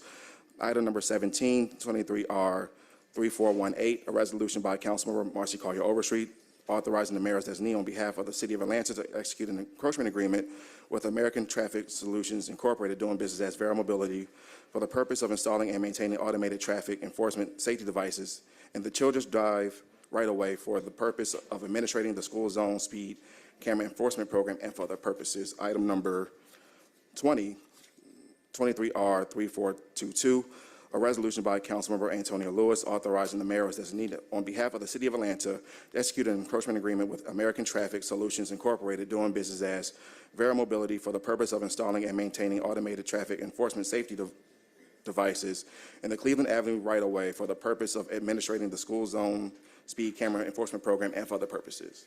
Great. Mr. Nagy. Good morning, everyone. My name is Doug Nagy. I'm Deputy Commissioner for Strategy and Planning for ATL DOT. And a little bit of news first before we get to the content of this paper. This will be my last Transportation Committee as I'm going back to the private sector for a new job. But I've been at the City of Atlanta for 4 years. I originally came for 2 years thinking it was a secondment from my career in management consulting where I had been. I stayed for 4 because I believe in the work that we're doing. And it's really amazing how much talent there is at the city. I think when you come in from outside, you're skeptical like that. You know, how hard do they work? You know, do they have quality people? And I could say on both fronts, I've been really, really impressed with the amount of people, with the work ethic and the talent of the people that are in our department. And we're very lucky to have them working for the city. I'm taking a new job, but I'll be living in the city as a resident. So I'll be sure to bug my councilman with frequency and appreciate all of your work to help the City of Atlanta. Per this paper, or these papers together, the position of Atlanta DOT has been, let's put up as many school cameras as possible, as fast as possible. So that's what, in short, that's what we're trying to do here. There's currently a contract that's managed by APS through a company called Veris. That's one of the big kind of global speed enforcement camera entities that covers all APS schools. These are just a sample of the first 10 that are going to be up and running shortly. This is an encroachment, just a permit, so they can erect the cameras next to the right-of-way to enforce. There's a couple other, I think there's 3 or 4 others that are on GDOT right-of-way, so that won't even come through the committee.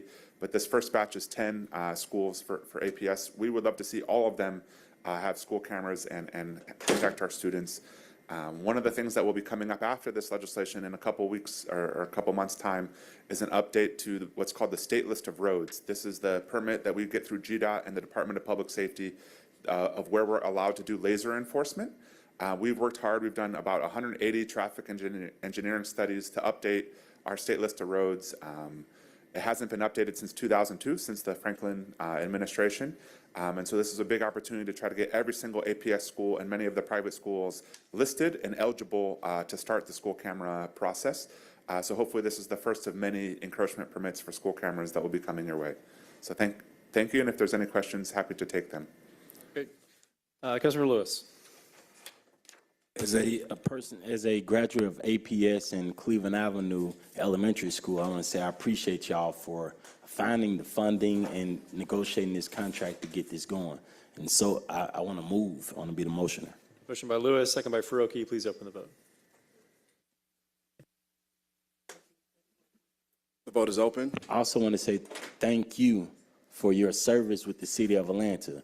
I know what talent is. I appreciate seeing you jump out of cabs and seeing you walk so that you fully understand what it's like to be walking in the city of Atlanta, moving around the city of Atlanta, using different modes of transportation. So I want to say I appreciate you for your service here. Go to the other side.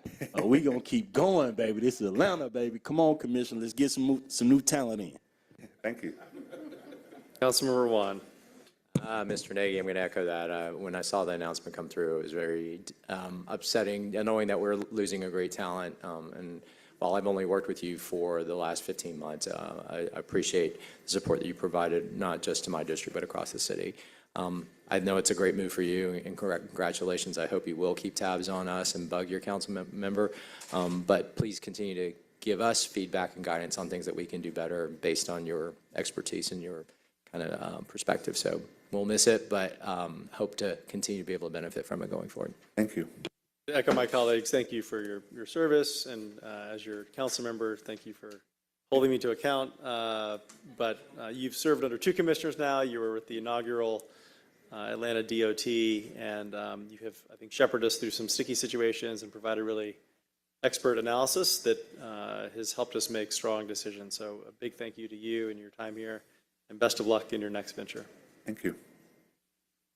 The vote is closed. 7 yeas, 0 nays. These items are found favorable.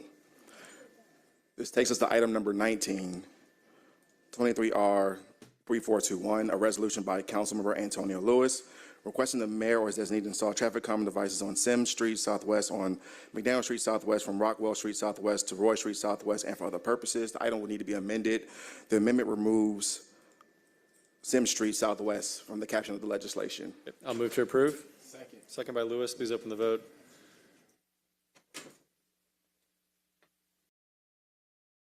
The vote is open.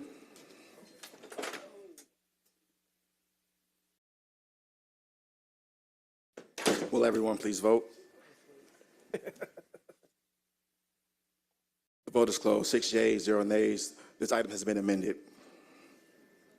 I'll move to approve as amended. Second. Second by Lewis. Please open the vote.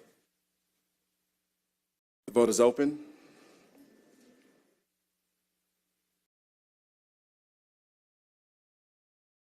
Will everyone please vote?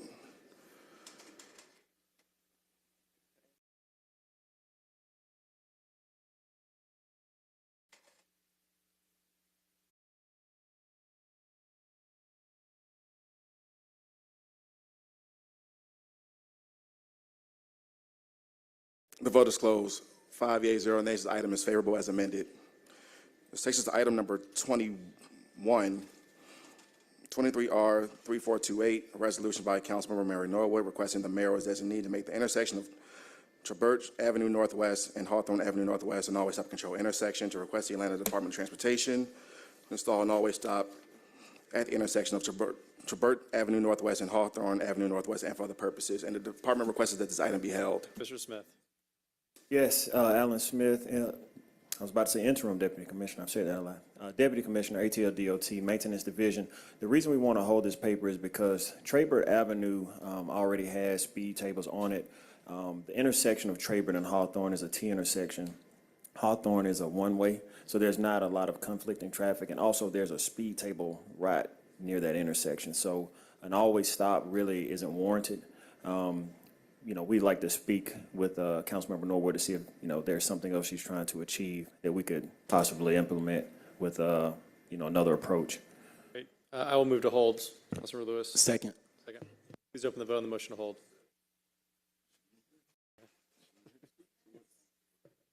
The vote is open.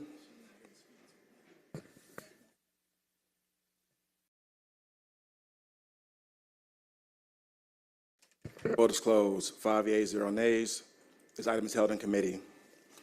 Item number 22, 23R 3519, a resolution by Transportation Committee authorizing the mayor as designee to amend RPC 1220100, Concourse D widening construction management at risk at Hartsfield-Jackson Atlanta International Airport with Holder Moody Bryson Sovereign, a joint venture, increasing the not to exceed amount to $365 million and 0 cents, and to fund the initial construction phase of Concourse D North in the amount of $200 million and 0 cents for the services at Hartsfield-Jackson and Atlanta International Airport. All services will be charged to and paid from account numbers listed herein and of other purposes. Another day, another $200 million ask from the Department of Aviation. I understand there'll be a video presentation, so it's like Yes, when your yes, teacher rolled in the TV on the cart with the VCR. It's an exciting moment for this class.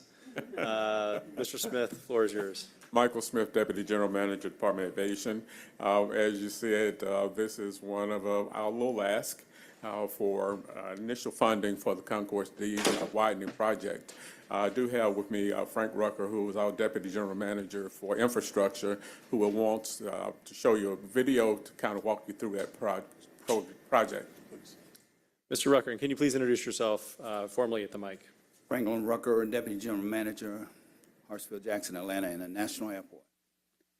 Okay, so again, I think we're very excited about this job. We've said it's the most complicated job that we will ever do at this airport or we've done today. And I've been around a long time, so this is quite exciting. So do I press that? Okay, so this slide basically gives you a cross-section of the existing concourse. It's 60 feet wide, so it's on a structural 20-foot grid on a cross-section. So you got whole rooms that are 20 feet. The actual corridor is 20 feet, effectively 18 when you take out the columns. And you got the pink is shown, the apron level. So, you know, we've shown many photos that shows how congested that concourse can be, and Delta spoke about that earlier, just the congested nature, and they wanted to upgauge the entire facility to accommodate their planned aircraft utilization change, all right?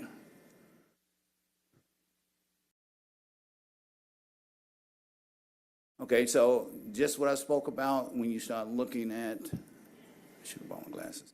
So when you can compare Concourse D to Concourse B, and this is what that slide actually does. So a typical boarding level space, I can't see that far. It is basically somewhere over 200,000 square feet, where Concourse D is about half the size of 125. A typical hall room is in the range of 25,000 square foot versus Concourse D, 1,500. Concessions, the restrooms are deplorably smaller, so a typical restroom on Concourse B being about 2,400 square feet. The restrooms at Concourse D, and I'm sure we've all been in, are very small, you know, 14 and less.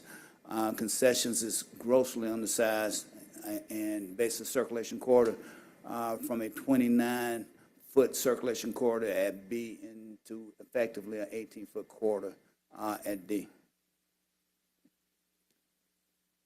Okay, so the funding plan.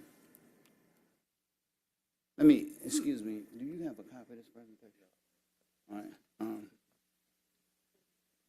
You got a hard copy of the presentation? All right. I just want to read off the right numbers. Yes.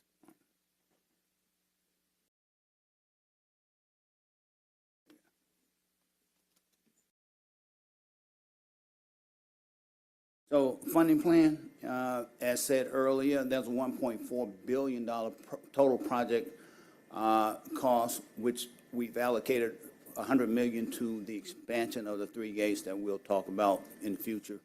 So it's 1.3 for the Concourse D proper.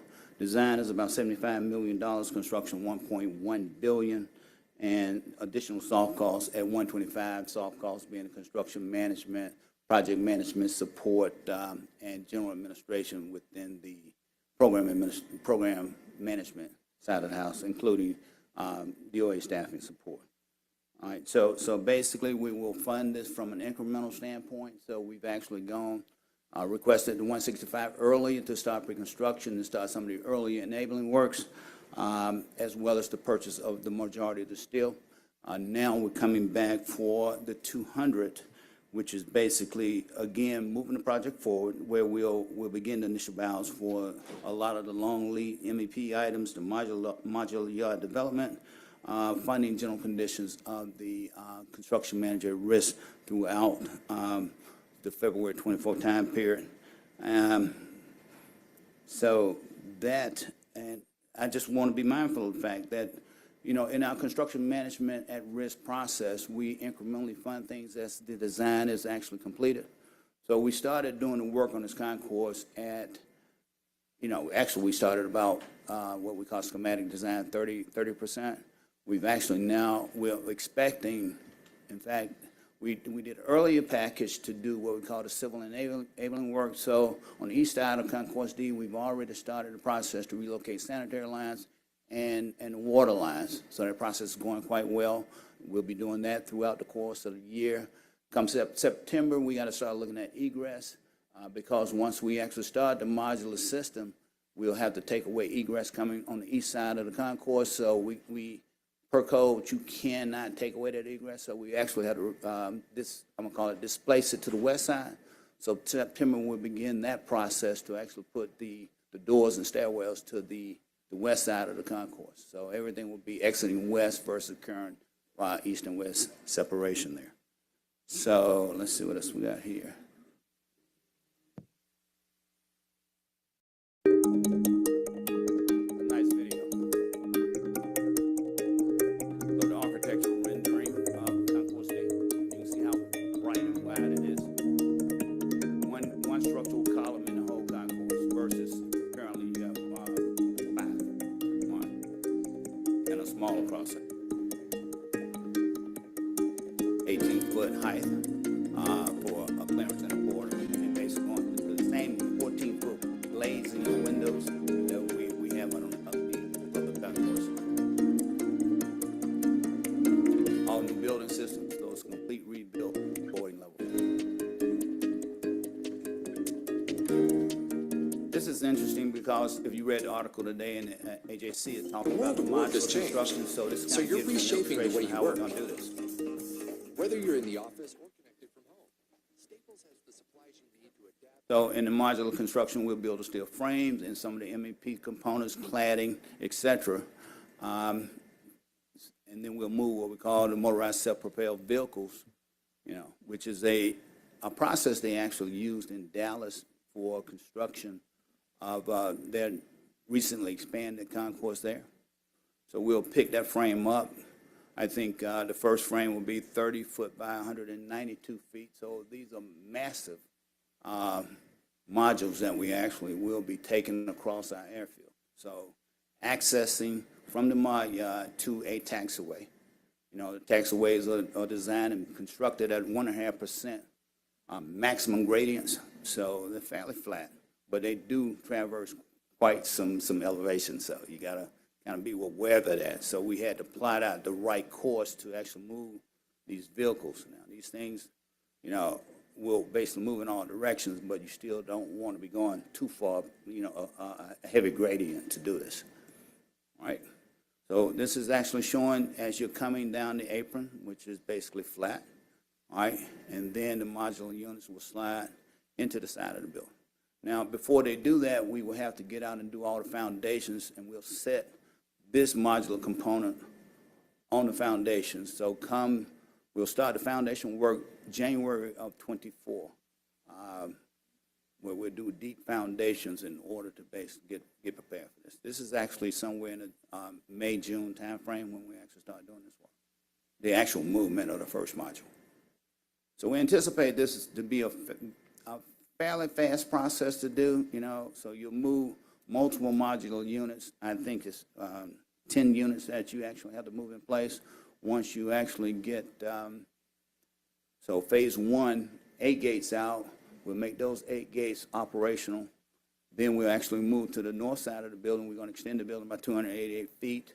We'll basically complete that. Then we'll start what we call traditional construction or stick build as we go through the remaining part of the north side of the concourse. Now, what makes this so unique is that we're going to build a new frame over the top of the existing building.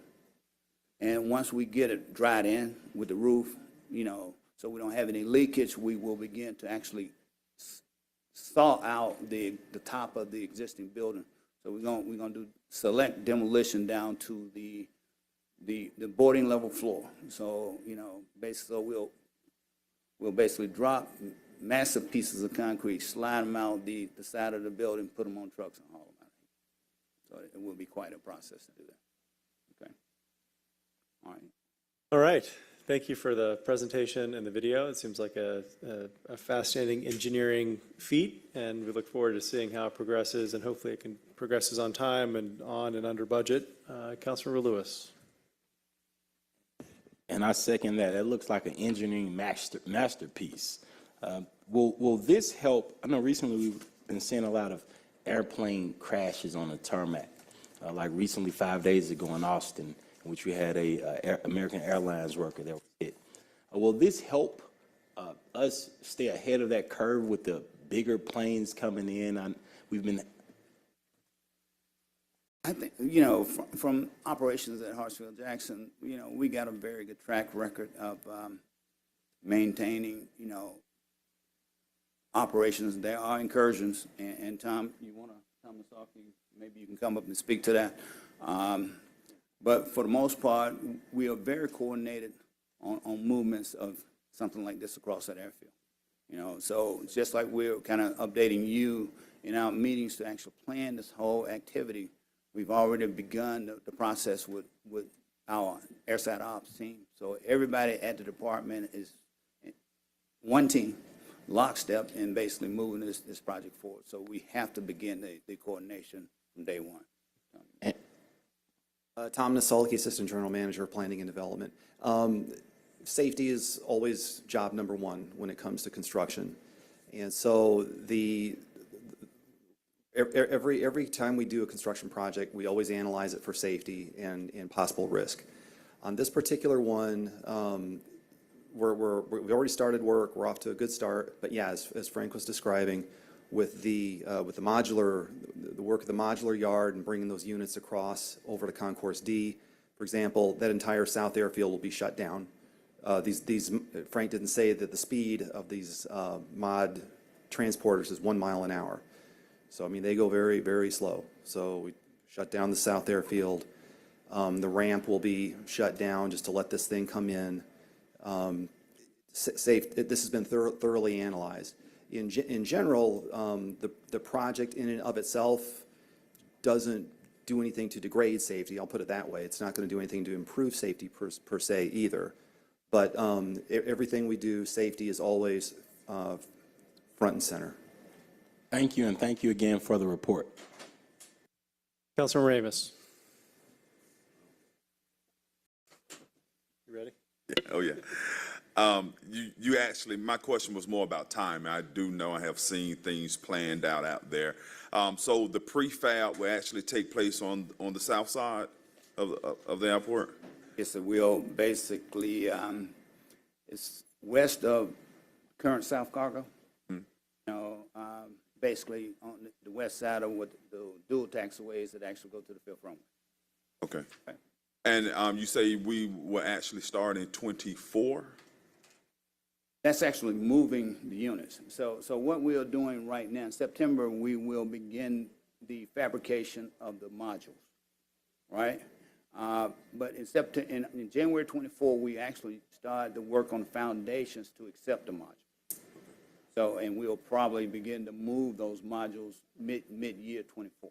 And we have huge ramps out there, so no way in our expansion will we have to decrease, and Councilmember Lewis hit on it just a little bit, the size of planes that we could take down the ramp. I know you guys have planned for that, but the biggest thing, none of this would interfere with 2026 operations for the World Cup, correct? Okay, thank you. Well, let me say this. As we're doing this project, we've had extensive coordination with Delta Airlines, and they spoke about the 40 gates that exist today. In the course of doing this work, we have agreed to take up to 8 gates out of service as we're constructing different components within this building project. So, up to 8 gates, and not every phase will have a 8-gate outage. So when you say impacts, well, we try to minimize impacts. We're going to build what we call the 6 north gates. all right, which will basically minimize the loss of 8 gates to 5. And as you go through various phasing of the work, the impact is less than the 8 gates. So ultimately, we've kind of worked through scenarios, and we're continuing to look at how we will accommodate all the flights that will be scheduled to come through. Okay. I'll move to approve. Second by Juan. Please open the vote.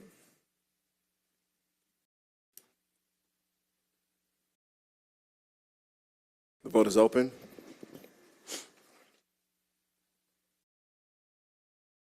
Vote is closed. 7 yeas, 0 nays. This item is favorable. Item number 2323R3520, a resolution by Transportation Committee authorizing the mayor or designee to exercise renewal option number 1 for contract FC 9777, quality assurance materials testing, subsurface investigations, and special inspections as follows. Agreement A, Terracon Oasis Joint Venture, and Agreement B, ATL QA, a joint venture at Hartsfield-Jackson Atlanta International Airport to provide inspections, subsurface investigations, and testing during construction of various airport improvement projects for the Department of Aviation on a task order basis, each for a renewal term of 2 years and for other purposes. Mr. Smith. Yes, sir. Michael Smith, Deputy General Manager. These are 2 contracts that we use for quality and assurance testing at the airport. One contractor does a lot of the civil work and the other a lot of the paving inspections. This agreement was initially for a 5-year period. This is the first renewal of one of the first 2-year options. Mr. Juan. What is the structure of this contract? Is it a task order basis? It is. Okay, so that each individual task order then comes back to us for approval? Well, you have a task order, yes, and we do that. Great. Thank you. I'll move approval if no one has. Motion to approve by Juan, second by Amos. Please open the vote. The vote is open.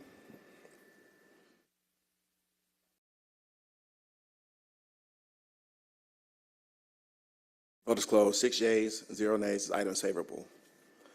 Item number 2423R3521, a resolution by Transportation Committee authorizing the mayor to execute agreements listed herein for small architecture and engineering design services at Hartsfield-Jackson Atlanta International Airport, an initial amount not to exceed $300,000.00. All services will be charged to and paid from the fund, department, organization, and account numbers listed herein and for other purposes. And Mr. Chair, this item will need to be amended. The amendment attaches the iPro report to the legislation. Motion to amend by Juan, second by Amos. Please open the vote. The vote is open.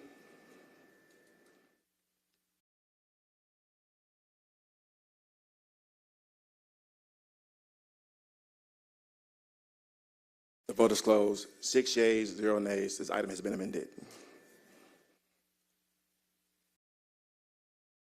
I'll move to approve. Mr. Juan. Thank you, Mr. Chair. So I'm looking at the IPER report. 2 things jump out at me, and I'd like to have someone address them.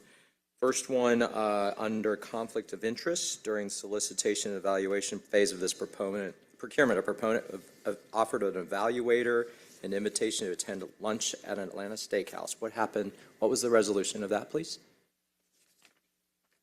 Good morning. Philippe Jefferson, Department of Procurement, Category Manager. The outcome of that basically was that everyone at the airport is aware of the ethics rules and blackout period. And so there was no discussion from our understanding. We confirmed that, and there were no issues. Okay, and then I also see that there was a City of Atlanta department head. There was a luncheon during the blackout period, but no conversations around this. And I trust that when things like this happen, that there is a strong reminder of blackout periods and the limits around that as well, right? Okay, that's my only question. Thank you.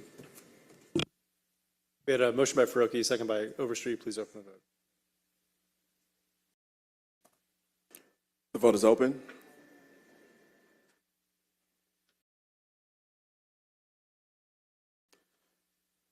The vote is closed. 6 yeas, 0 nays. The item is favorable.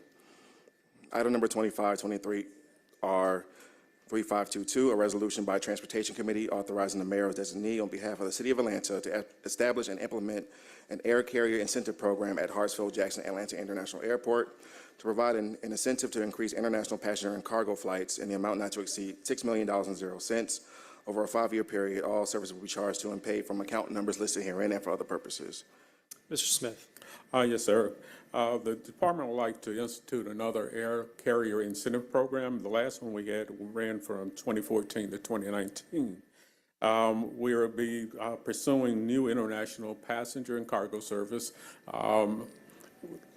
looking at mostly Africa, South Asia, and South America for those new international routes. It'll be a 5-year program, a total of $6 million, of 1.2 each of those years. Motion approved by Juan, second by Amos. Please open the vote. The vote is open.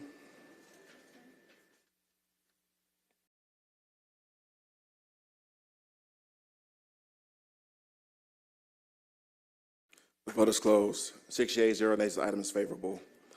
Item number 2623R 3523, a resolution by Transportation Committee authorizing the mayor or designee to execute a professional services agreement with PO Solutions Incorporated for RFPS 1230028, on-call property and facility maintenance services at Hartsfield-Jackson Atlanta International Airport, an amount not to exceed $1,200,000.00 over a 3-year term of the contract.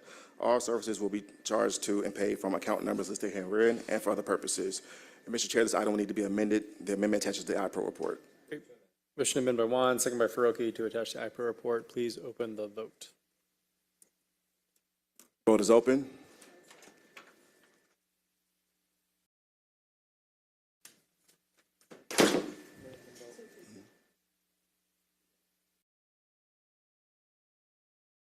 The vote is closed. 7 yeas, 0 nays. The item has been amended.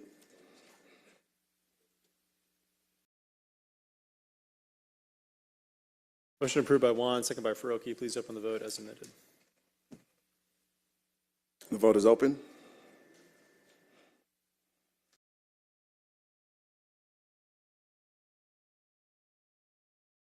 Will everyone please vote?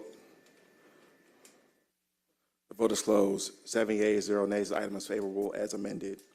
Item number 2723R 3524, a resolution by Transportation Committee authorizing the mayor or his designee to execute amendment number 3 to FC 9521, agreement for fixed-base operator services at Hartsfield-Jackson Atlanta International Airport with Signature Flight Support LLC on behalf of the Department of Aviation to reimburse the city for the TSA security screening program at the FBO Elite VIP facility and for other purposes.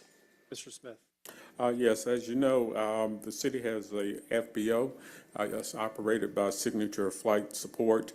They have a sublessee with Private Suites, Inc. to operate the Elite VIP services. This will allow them to have the TSA services and to reimburse us because we have the actual agreement with TSA. Motion approved by Amos, second by Faroki. Please open the vote.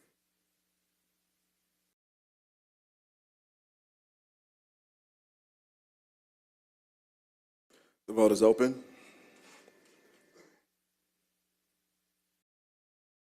The vote is closed. 7 yeas, 0 nays. This item is favorable. Item number 2823R 3525, a resolution by Transportation Committee authorizing the mayor or his designee to execute an amendment up to FC 9617 Registered Traveler Program with All Clear LLC on behalf of the Department of Aviation to add TSA PreCheck application program services, excluding associated government mandated user fees, and include premises at locations within the international terminal at Hartsfield-Jackson Atlanta International Airport and for other purposes. Mr. Smith. To the delight of many of our travelers, this will allow Clear to operate over in the international terminal. It gives them an expansion of feet about 150 square feet, and we hope to have that operational by summer. Great. We have a motion by Juan, second by Amos. Please open the vote. The vote is open. The vote is closed. 7 yeas, 0 nays. This item is favorable. Mr. Chair, we have 2 items coming off held. The first is item number 41, 23R 3316, a resolution by Transportation Committee supplementing a joint task order fund for fiscal year 2023 in amount not to exceed $10,500,000.00 for use under 5 architectural and engineering design service contract for services at Hartsfield-Jackson Atlanta International Airport. All services will be charged to and paid from account numbers listed herein and for other purposes. This would just allow us to supplement the joint task order fund for the 5 A&Es that we have at $10.5 million. We use these to help with our design work and validation of various scopes of our projects. I'll move to approve. Second by Juan. Please open the vote. Vote is open. The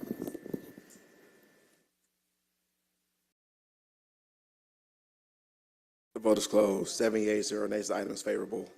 This takes us to item number 42, 23R3318, a resolution by Transportation Committee supplementing a joint component guarantee maximum price fund in amount not to exceed $11,400,000.00 for use under 4 on-call construction management at-risk contracts for services at Hartsfield-Jackson Atlanta International Airport.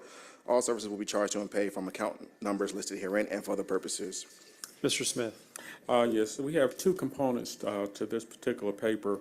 One is $6.4 million for utility relocation, and the other is for $5 million for pre-construction services. This relates to the area at the West Economy Lot, where we're considering a new hotel as well as a new airport administration facility. And these funds will allow us to do some pre-validation of those facilities. I'll move to approve. Second by Amos. Please open the vote. Vote is open.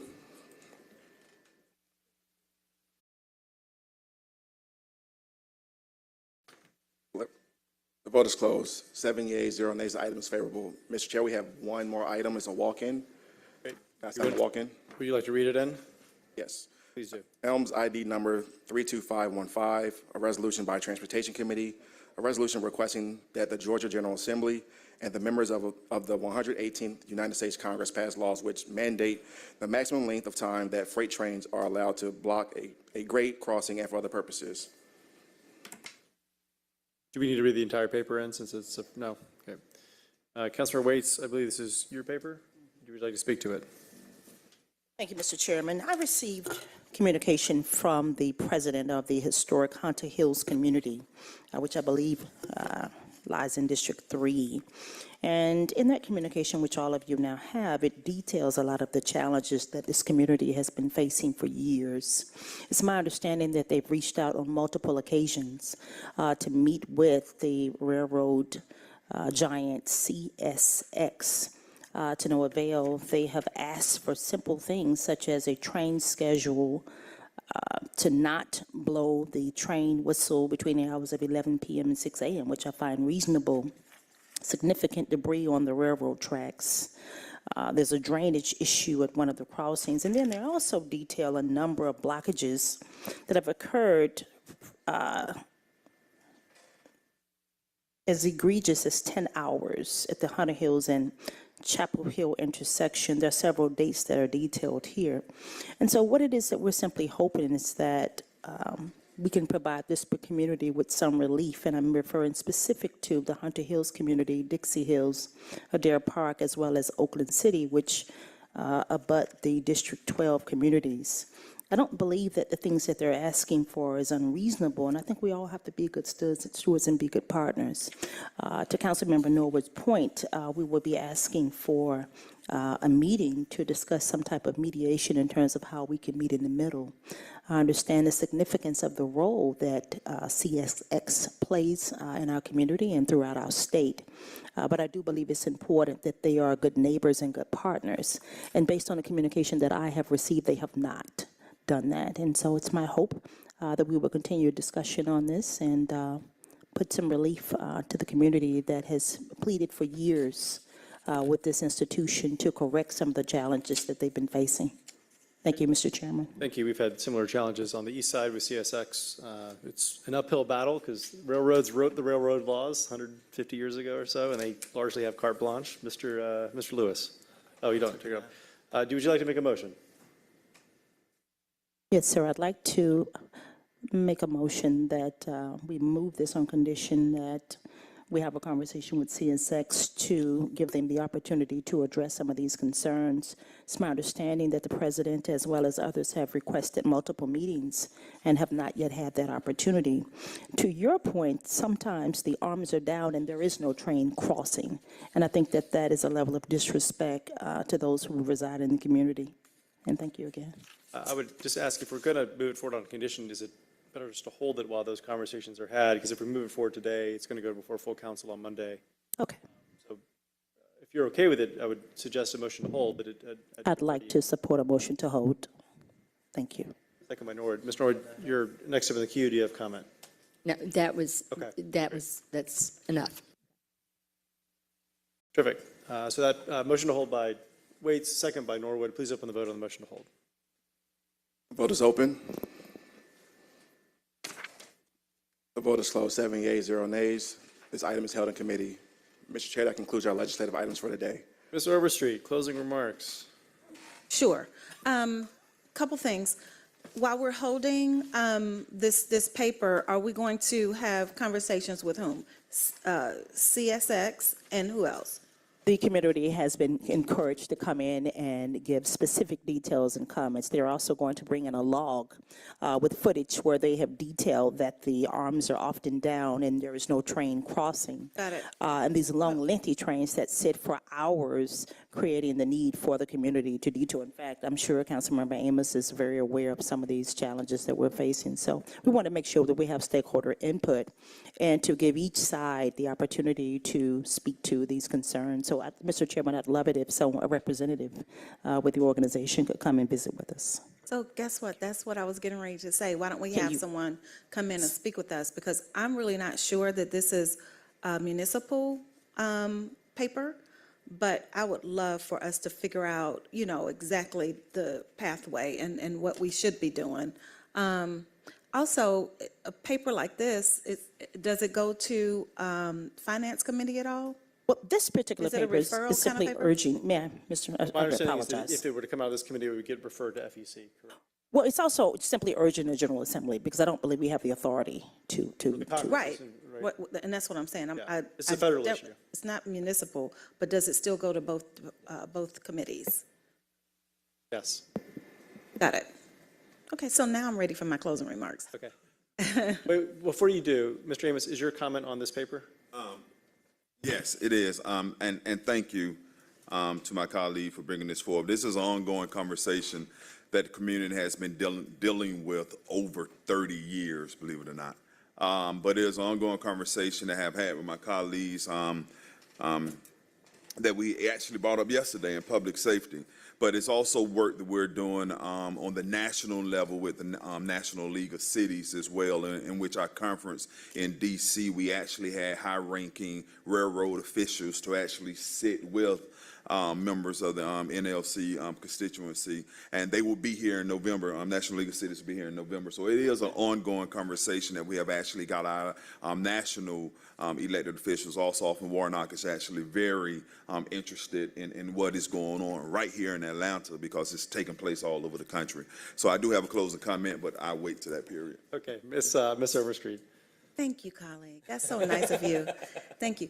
But so my closing comment is I did read the comment where MARTA will be implementing Uber and Lyft in places where the route was changed for 183 in Southwest Atlanta.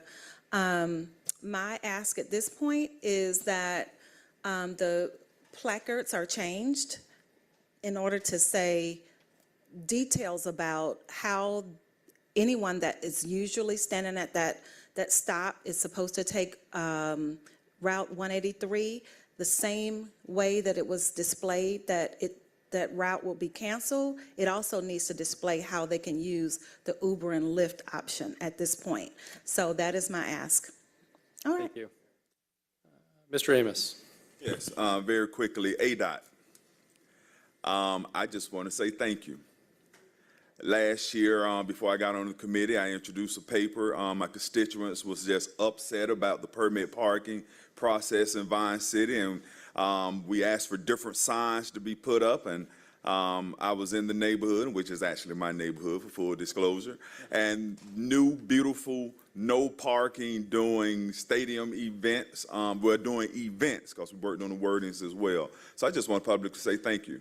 The constituents of Vine City say thank you, and hopefully we are ready for the football season because here it comes. So thank you. Thank you. Ms. Waits, close us out. Thank you, Mr. Chairman. I just simply want to make the ask of my colleague, Mr. Amos, that given the 30-year period of time we have been waiting to address the railroad issues, we don't have to wait until November to resume those conversations. Thank you. All right. Thank you to the committee and to everyone here today. We are adjourned.